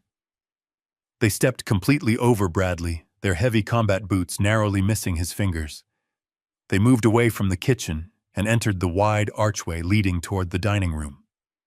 To reach the hallway that led to my ground floor bedroom, they had to walk directly through the open space of the dining room where I was sitting. They moved with absolute stealth, placing their feet carefully on the edges of the floorboards to avoid making the wood creak. The blue beam of the tactical flashlight swept back and forth across the walls, checking the corners and blind spots for any hidden threats. I sat perfectly still at the head of the long wooden table, completely swallowed by the deep shadows of the room. The flashlight beam swept past my legs, briefly illuminating the intricately carved wood of the table base, but the man holding the light kept the beam aimed low toward the floor. He did not pan up high enough to reveal my face or my upper body. They were less than 3 feet away from me. I could smell the stale cigarette smoke clinging to their clothes and the faint odor of gun oil. I could hear the heavy, controlled rhythm of their breathing in the quiet room. The scarred man was holding a dark metal pistol equipped with a long, cylindrical silencer.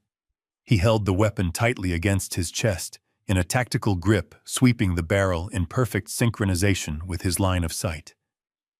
They walked right past the dining table, completely ignoring the dark corners of the room. Their eyes were locked entirely on the closed wooden door of my bedroom at the far end of the hall. They firmly believed their target was sleeping soundly behind that door. They believed they were the invisible predators stalking a helpless prey, completely unaware that the prey was sitting right beside them, watching them walk straight into the jaws of a federal trap. The two men were 3 feet past my chair. Their blue tactical light was focused entirely on the heavy oak door of my bedroom at the far end of the hall. They were completely oblivious to the fact that their target was sitting directly behind them in the pitch-black room. I held a heavy crystal glass in my right hand. It contained a generous pour of my 30-year-old single malt scotch over a single cube of ice. I raised the glass to my lips. I took a slow, deliberate sip. The dark liquid burned pleasantly down my throat. Then I deliberately tilted the glass. The solid cube of ice slid across the crystal and hit the side of the glass with a sharp, distinct clink. The sound was incredibly small, but in the suffocating silence of the dark dining room, it sounded exactly like a gunshot. The two men froze instantly in their tracks. The scarred man spun around on his heel, bringing the silenced barrel of his pistol up toward the source of the noise. He never had the chance to pull the trigger. Before his eyes could even begin to adjust to the deep shadows, the massive crystal chandelier hanging directly above the dining table snapped on. It did not just turn on, it exploded into blinding maximum brightness. I had specifically asked Matthew to wire the main light switch to a remote detonator held by one of his agents outside. The sudden violent flood of harsh white light completely overwhelmed the highly sensitive night vision of the two hitmen. They flinched hard, throwing their free hands up to shield their severely dilated pupils from the excruciating glare. The sudden shift from total darkness to absolute illumination robbed them of their spatial awareness and their tactical advantage in a single second. I did not blink. I had been staring down at the dark mahogany table, keeping my eyes perfectly adjusted to the impending light. I sat completely relaxed at the head of the table, my hands resting casually on the polished wood. I looked up at the two contract killers who had come to end my life. They looked absolutely pathetic. They were squinting painfully through the sudden brightness, completely disoriented and completely out of position. The predator dynamic had shifted completely. The scarred man blinked rapidly, trying desperately to force his vision to clear. He aimed his weapon blindly in my general direction, trying to reassert control over a room he had already lost. He opened his mouth to shout a command, but the words died instantly in his throat. From the dark archways of the living room, the kitchen, and the main hallway, 12 heavily armed federal agents stepped silently into the blinding light. They did not shout. They did not issue dramatic warnings. They did not negotiate. They simply moved with lethal military precision, forming a perfect, inescapable tactical perimeter around the two hitmen. The only sound in the room was the terrifying mechanical chorus of 12 assault rifles chambering rounds in absolute synchronization. It was a heavy metallic clack that signaled absolute authority. Matthew stepped out from the deep shadows directly behind my chair. He was wearing his heavy tactical vest emblazoned with the bright yellow letters of the Federal Bureau of Investigation. He held his service weapon in a two-handed grip aimed directly at the center of the scarred man's forehead. A dozen solid red laser sights cut through the bright air of the dining room, pinning themselves directly onto the chests, the throats, and the heads of the two intruders. The red dots held perfectly steady, painting a terrifying target on their bodies. The hitmen realized immediately that they had stepped into an insurmountable trap. They were expecting a sleeping civilian, and they had walked directly into a heavily fortified federal sting operation. The second man, the one who had checked Bradley's pulse in the kitchen, slowly lowered his hands. He let his tactical flashlight roll off his trembling fingers and crash onto the hardwood floor. He raised both of his empty hands high into the air, his face completely drained of color. He surrendered without speaking a single word. The scarred man, however, was a hardened criminal. His pride and his adrenaline kept his finger hovering dangerously close to the trigger of his silenced pistol. He looked at the federal agents surrounding him, and then he looked directly at me. His eyes were wide with pure disbelief and rising panic. He could not comprehend how a frail old man had engineered a federal ambush of this magnitude in a quiet residential dining room. I placed my crystal glass down on the mahogany table. The dull thud resonated through the tense silence. I looked the scarred man dead in the eyes. I kept my voice perfectly level and entirely devoid of fear. I told him he was no longer standing in a house. I told him he was standing in the middle of a federal racketeering investigation. I explained that the $2 million wire transfer his boss was expecting tonight had just been frozen by the Cybercrimes Division. I told him the receiving accounts he used were currently being seized by the United States government, and the offshore syndicate was completely compromised. I watched the profound realization hit him. His tough exterior began to crack under the immense weight of the truth. I told him he was no longer a contract killer, executing a simple hit. He was now the primary physical evidence in a massive federal conspiracy case involving wire fraud, money laundering, and attempted murder across state lines. I pointed out the absurdity of his situation. I told him he was about to throw his life away for a $500,000 debt owed by a pathetic gambling addict who was currently passed out on the kitchen floor. I told him that if he raised his weapon even a fraction of an inch, he would never see the inside of a courtroom. He would die right here on my dining room floor, and his boss would still go to federal prison for the rest of his life based on the digital evidence we already possessed. He was completely obsolete. I gave him a choice. I told him he could drop the gun and spend the next 20 years trading information to federal prosecutors for a reduced sentence, or he could die tonight for a boss who sent him into a blind trap. I picked up my scotch and took another slow sip, never breaking eye contact. I told him he had exactly 3 seconds to decide before my son made the decision for him. The scarred man looked down at the bright red laser dots painting his chest. He looked up at Matthew's unwavering aim. The absolute psychological and physical dominance of the situation finally broke his criminal resolve. He slowly uncurled his fingers.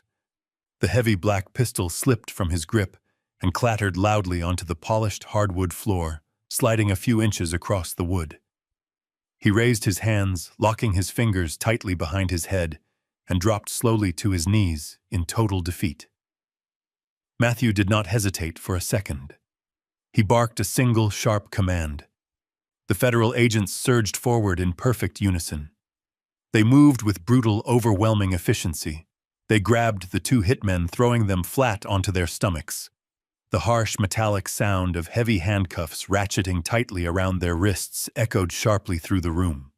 The agents rapidly searched their pockets, pulling out the $20,000 in cash that Bradley had stolen from my floor safe the night before. They tossed the banded stacks of $100 bills onto the dining table right next to my glass of scotch. The physical threat was completely neutralized in less than 2 minutes. The 2 dangerous predators who had broken into my home to execute me were now helpless prisoners lying face down on my floor. The federal agents hauled them roughly to their feet and began reading them their rights in cold, monotonous voices. Matthew lowered his weapon and engaged the safety. He let out a long, heavy breath, the tension finally leaving his broad shoulders. He walked over and stood next to my chair, looking down at the 2 arrested men being dragged toward the front door. He told them they were going to have a very long night in federal custody and that their syndicate was officially dismantled. I remained seated at the head of the table. I did not celebrate. I did not sigh in relief. The capture of the syndicate men was a massive victory, but it was not the final objective. They were merely the blunt instrument. I still had to deal with the cowardly hand that wielded it. The house was now crawling with federal agents and flashing lights, but the true architect of my attempted murder was still lying heavily sedated on the kitchen floor. The explosive payoff of the ambush had successfully secured my physical safety and dismantled the criminal syndicate.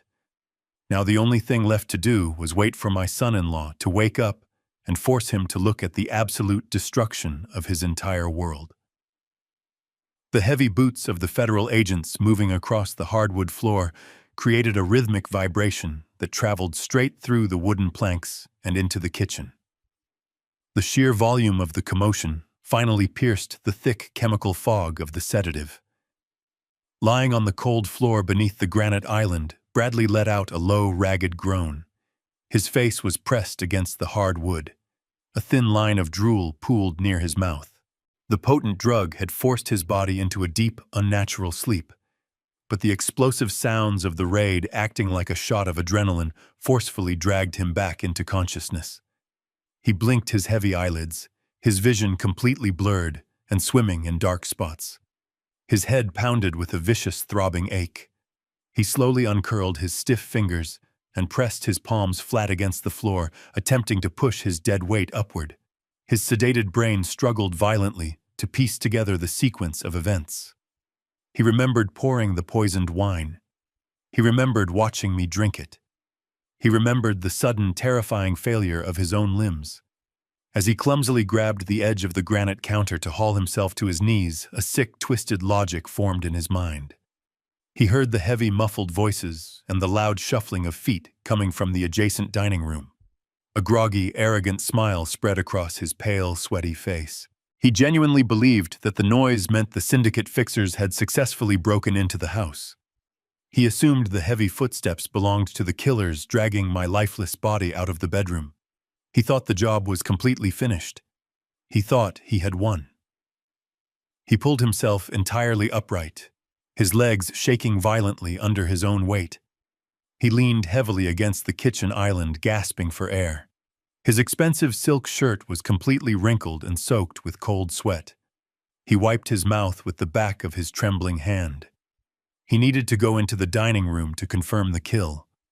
He needed to show the syndicate men that he was the boss and that the $500,000 debt was officially settled. He stumbled forward, his rubber-soled shoes dragging clumsily across the floor.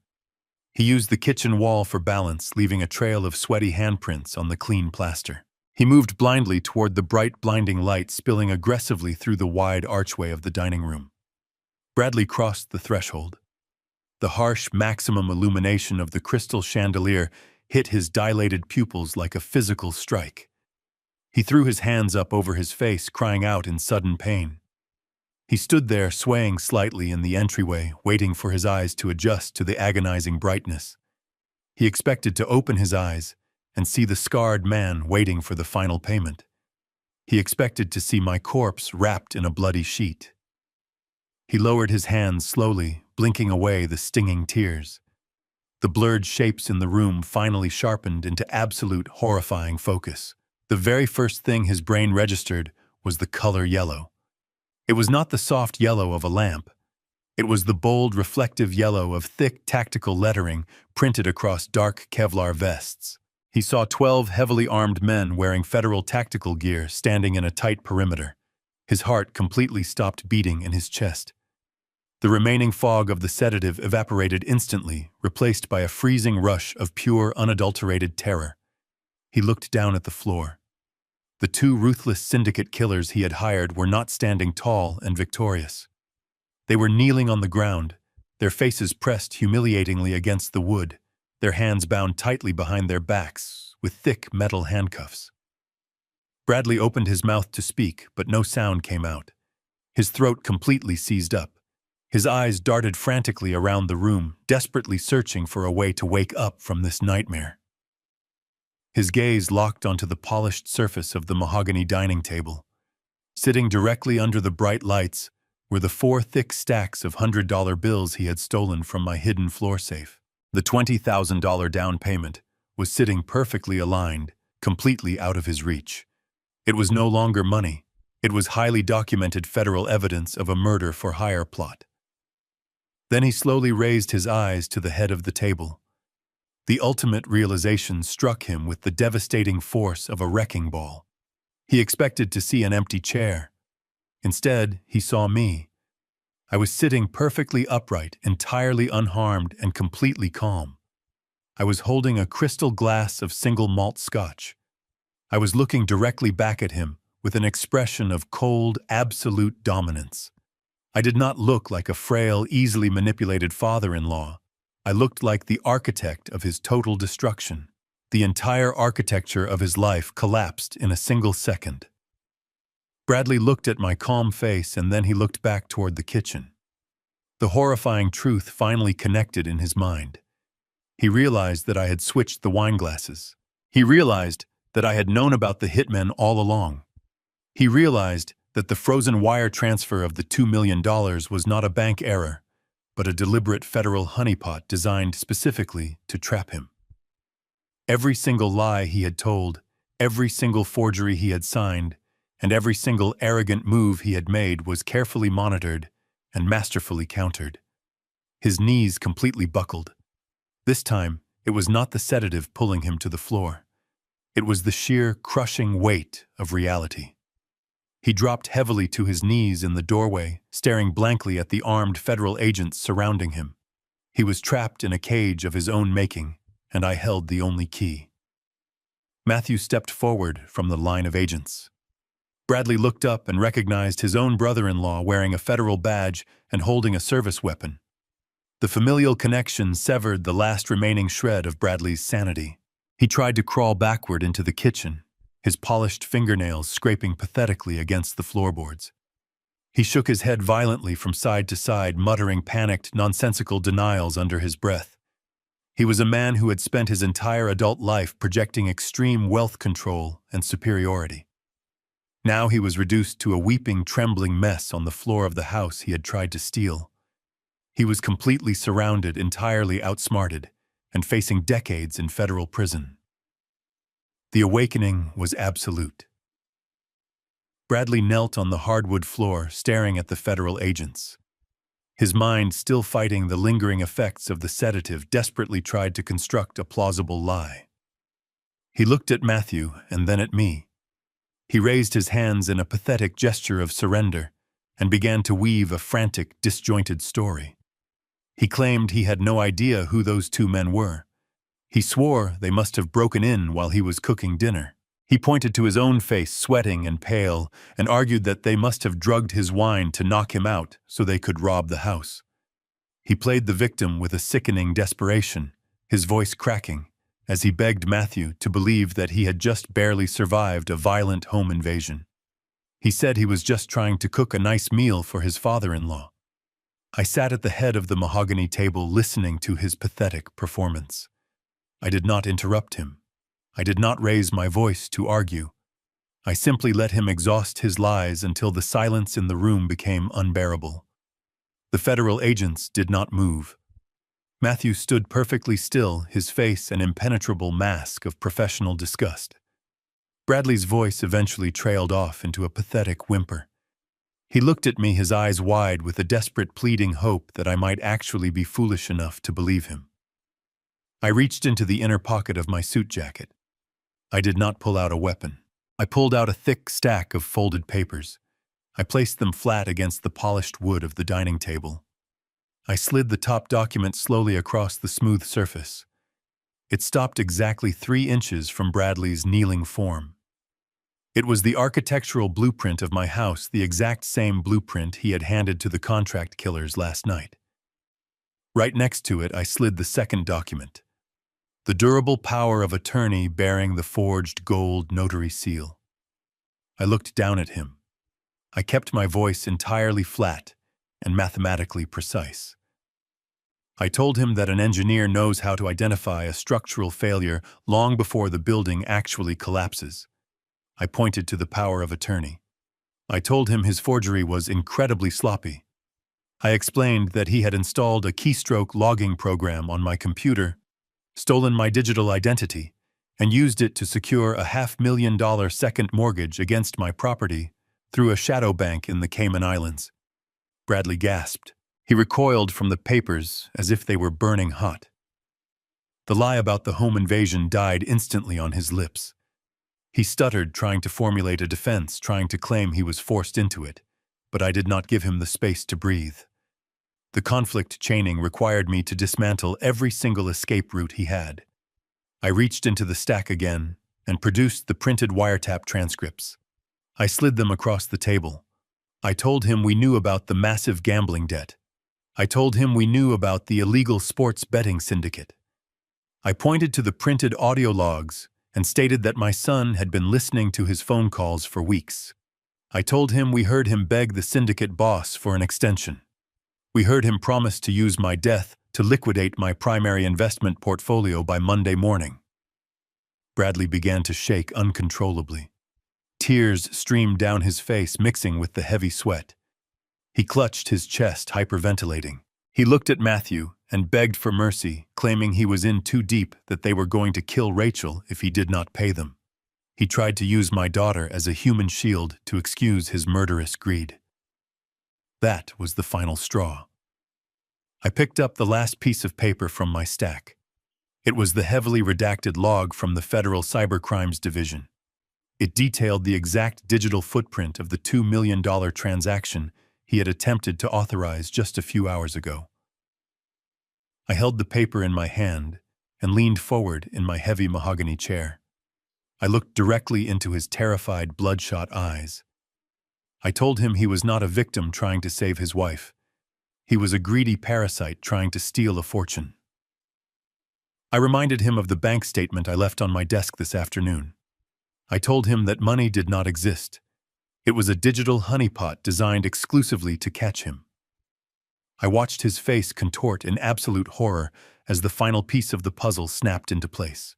He realized he had abandoned the complex mortgage plan simply because he thought he saw an easy $2 million sitting unprotected. I leaned closer. I delivered the final crushing blow with absolute certainty. I said your wire transfer did not bounce, Bradley. It went straight into federal evidence. He let out a loud, agonizing cry. It was the sound of a man watching his entire existence evaporate.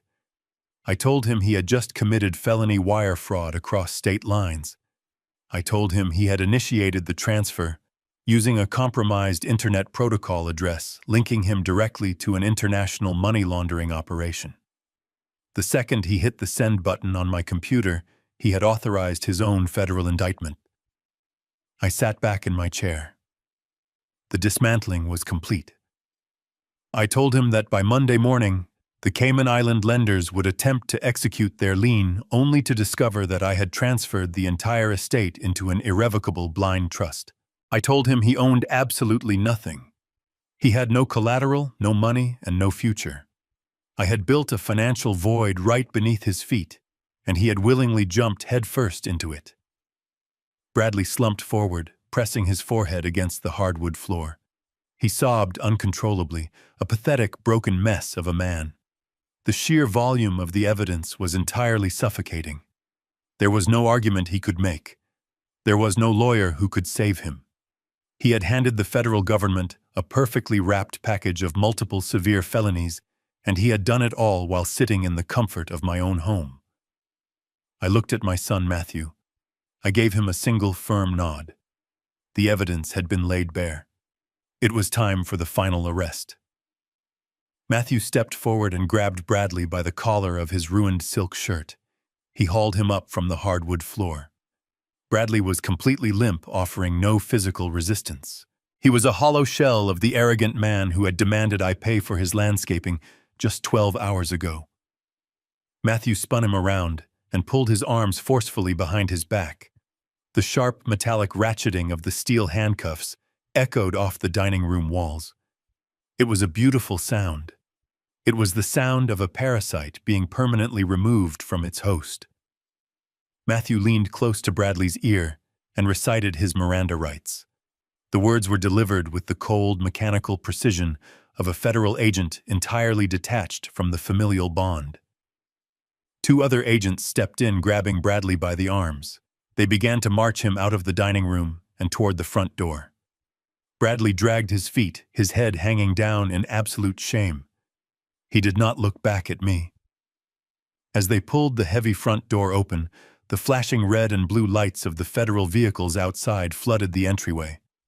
The cold night air rushed in, carrying the sound of crackling police radios. At that exact moment, a sharp, piercing scream shattered the remaining tension in the house. I turned toward the main staircase.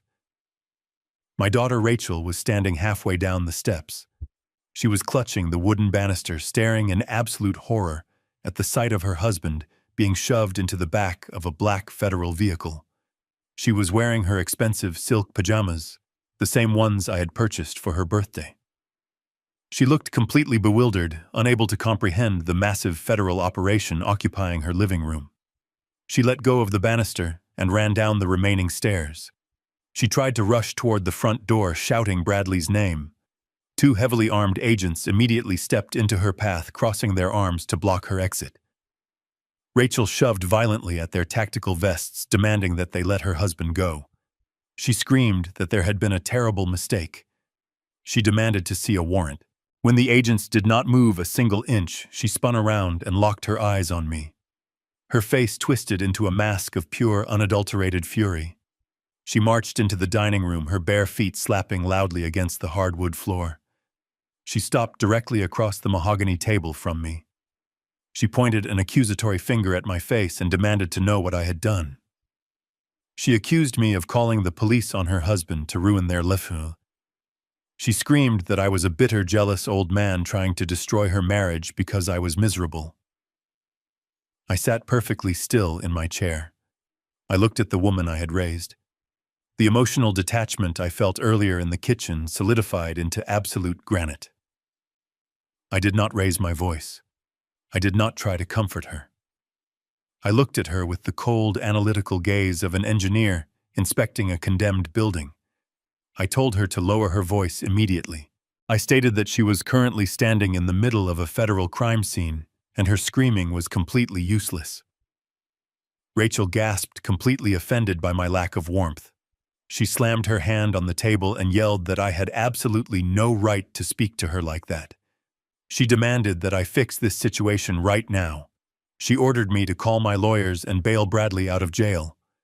She still believed that she possessed the authority to make demands in my house. I picked up the forged power of attorney and the wire fraud logs from the table. I held them up so she could see the official seals and the digital timestamps. I kept my voice incredibly flat. I told her that her husband was not a successful real estate developer. I told her he was a degenerate gambling addict who owed $500,000 to an illegal sports betting syndicate. I watched her face carefully. A brief flash of confusion crossed her eyes, but her entitlement quickly swallowed it. She tried to interrupt me, but I raised my hand to stop her. I continued delivering the brutal facts. I told her that Bradley had stolen my digital identity. I explained that he had taken out a massive fraudulent mortgage against this house to pay his debts. I told her that when the syndicate demanded immediate payment, her husband had hired 2 contract killers to murder me in my sleep tonight. I pointed a steady finger toward the front door, telling her that the hitmen were already in federal custody. I stated clearly that her husband had sold my life to save his own. Rachel stared at me, her mouth opening and closing silently. The truth was far too massive for her greedy mind to process. Instead of showing horror at the fact that her husband had tried to orchestrate her father's assassination, her mind instinctively gravitated toward the money. She asked what was going to happen to the house. She asked what was going to happen to her inheritance. She did not ask if I was okay. She did not express a single ounce of relief that I was alive. She only cared about the financial fallout. That single question confirmed everything I needed to know. I placed the documents back onto the table. I stood up slowly from my mahogany chair. I drew myself up to my full height, towering over her. I told her she no longer had an inheritance. I explained that I had legally transferred the deed to this house and every single penny of my liquid assets into an irrevocable blind trust. I told her that the man she was currently screaming at owned absolutely nothing. I told her that she had chosen to defend a parasite over the father who had given her everything, and now she was going to reap the exact consequences of that choice. Rachel's face turned completely white. She staggered back a step, gripping the back of a dining chair for support. She whispered that I could not do that to her. She claimed that she had nowhere else to go. She reminded me that she was my daughter. I looked her dead in the eye. I told her that she stopped acting like my daughter a long time ago. I told her she was merely a tenant who had overstayed her welcome. I checked my heavy silver watch. I announced that it was currently 10 o'clock at night. I told her she had exactly 1 hour to go upstairs, pack whatever personal clothing and toiletries she could carry in 2 suitcases, and vacate the premises.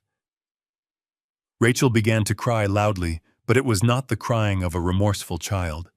It was the loud, manipulative sobbing of a spoiled brat who had finally been denied a toy. She dropped to her knees and begged me to let her stay. She promised she knew nothing about Bradley's criminal activities. She pleaded with me not to throw her out onto the street in the middle of the night. I did not feel a single drop of pity. I told her that the federal agents standing in the hallway were going to escort her upstairs to monitor her packing. I told her they would make sure she did not take anything that belonged to the trust. I instructed her to leave her house keys on the kitchen counter because the locks were being changed at midnight. I turned my back on her completely. I told Matthew to start the timer. The new reality was firmly established, and there was absolutely no room in it for parasites. 8 months have passed since the night the federal agents dragged my son-in-law out of my dining room. The legal system is often described as a slow and frustrating machine. However, when that machine is fed a diet of absolute undeniable proof, it moves with devastating and unstoppable certainty. I recently sat in the back row of a highly secure federal courthouse in downtown Chicago. I wore a perfectly tailored charcoal suit. I sat with my posture perfectly straight. Bradley was escorted into the courtroom through a heavy side door. He was wearing a bright orange canvas jumpsuit. His wrists and ankles were bound by thick steel chains that rattled loudly with every single step he took. He looked absolutely nothing like the arrogant, polished real estate developer who had casually demanded I pay for his landscaping. He looked like a cornered, starving rat. The physical toll of federal lockup had completely stripped away his false bravado. He had aged 10 years in those 8 short months. His hair was thinning rapidly, his skin was a sickly shade of gray, and his shoulders were permanently hunched in absolute defeat. The federal prosecutor did not even need to break a sweat to secure a conviction. The evidence we provided was a titanium cage with no exit, the digital logs from the federal honeypot. Account the forged power of attorney document with the fraudulent notary seal, and the sworn recorded testimony of the 2 arrested hitmen created an inescapable narrative. Bradley tried desperately to plead for leniency. He stood before the federal judge and cried openly. He blamed his severe gambling addiction. He blamed the extreme pressure of the real estate market. He even tried to blame the syndicate, claiming they had forced him to orchestrate the murder under the threat of violence against his wife. The judge was entirely unmoved by his pathetic tears. The judge looked down from the high wooden bench and stated that a gambling addiction is a sickness, but hiring contract killers to execute a family member for financial gain is a calculated evil choice. The heavy wooden gavel fell with a loud final crack. Bradley was sentenced to 20 years in a maximum security federal penitentiary without the possibility of early parole. Bradley's conviction was only the very first domino to fall in the chain. Facing the terrifying prospect of spending the next 2 decades behind bars, he surrendered completely. He turned state's evidence and sang like a canary. He gave the federal agents every single name, every offshore routing number, and every physical drop location he had ever interacted with. The illegal sports betting syndicate that had quietly terrorized the city for over a decade was completely dismantled in a matter of weeks.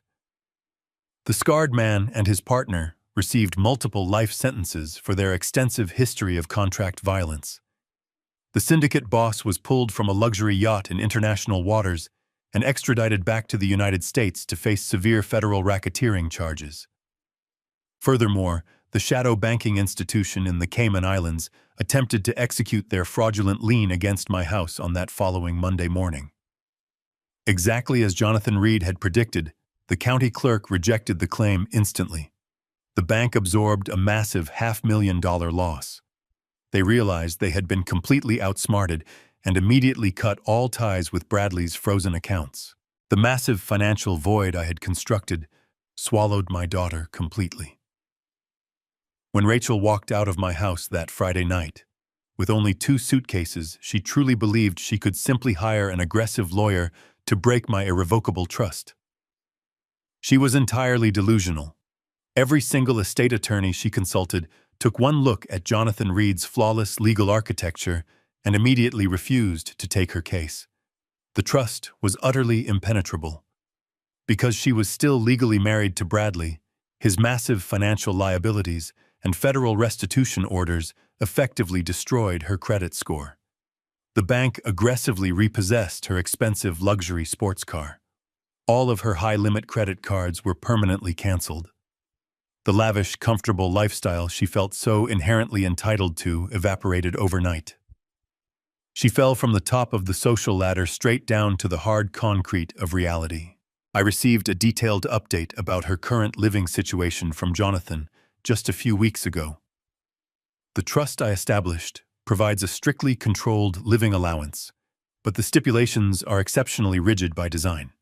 The funds are dispersed directly to a landlord for a tiny 1-bedroom apartment on the industrial, heavily polluted side of the city. She does not receive a single dollar of liquid cash to spend on herself.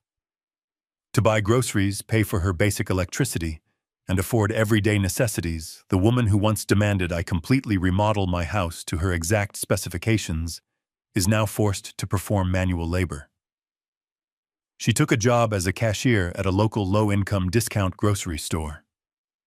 She stands on her feet for 9 exhausting hours a day, wearing an unflattering polyester uniform, scanning barcodes and bagging heavy produce for minimum wage. Jonathan told me she frequently has to serve the very same wealthy country club members she used to socialize with. She finally understands the true value of a dollar, because she is finally being forced to earn one through her own sweat and profound humiliation. The world had been completely rebalanced. The parasites that had attached themselves to my life and drained my resources were surgically and permanently removed. I did not feel a single ounce of regret for the absolute destruction of their comfort. They had tried to build a beautiful paradise for themselves directly on top of my grave.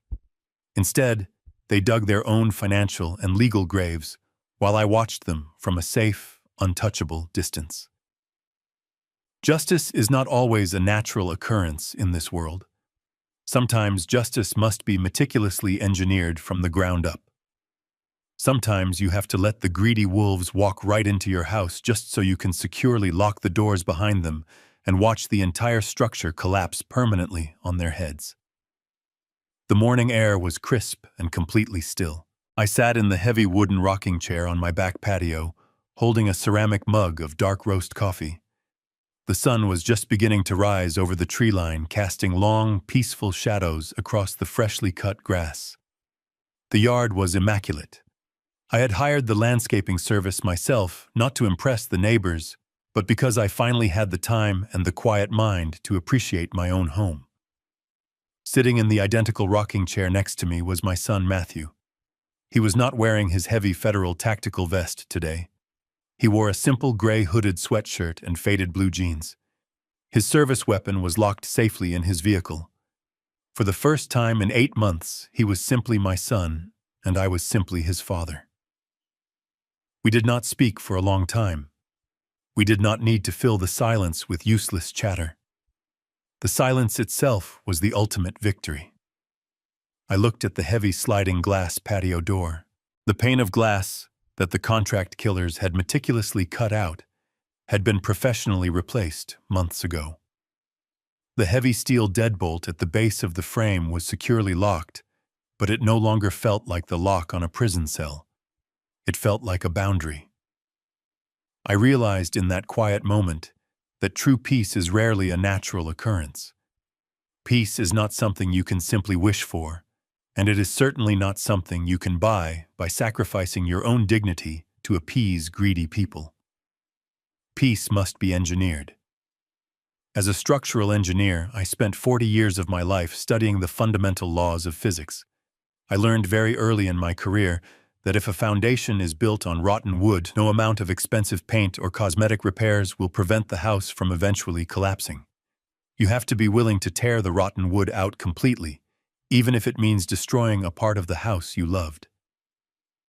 Bradley and Rachel were the rotten wood in the foundation of my life. I had allowed them to live under my roof out of a misguided sense of parental obligation.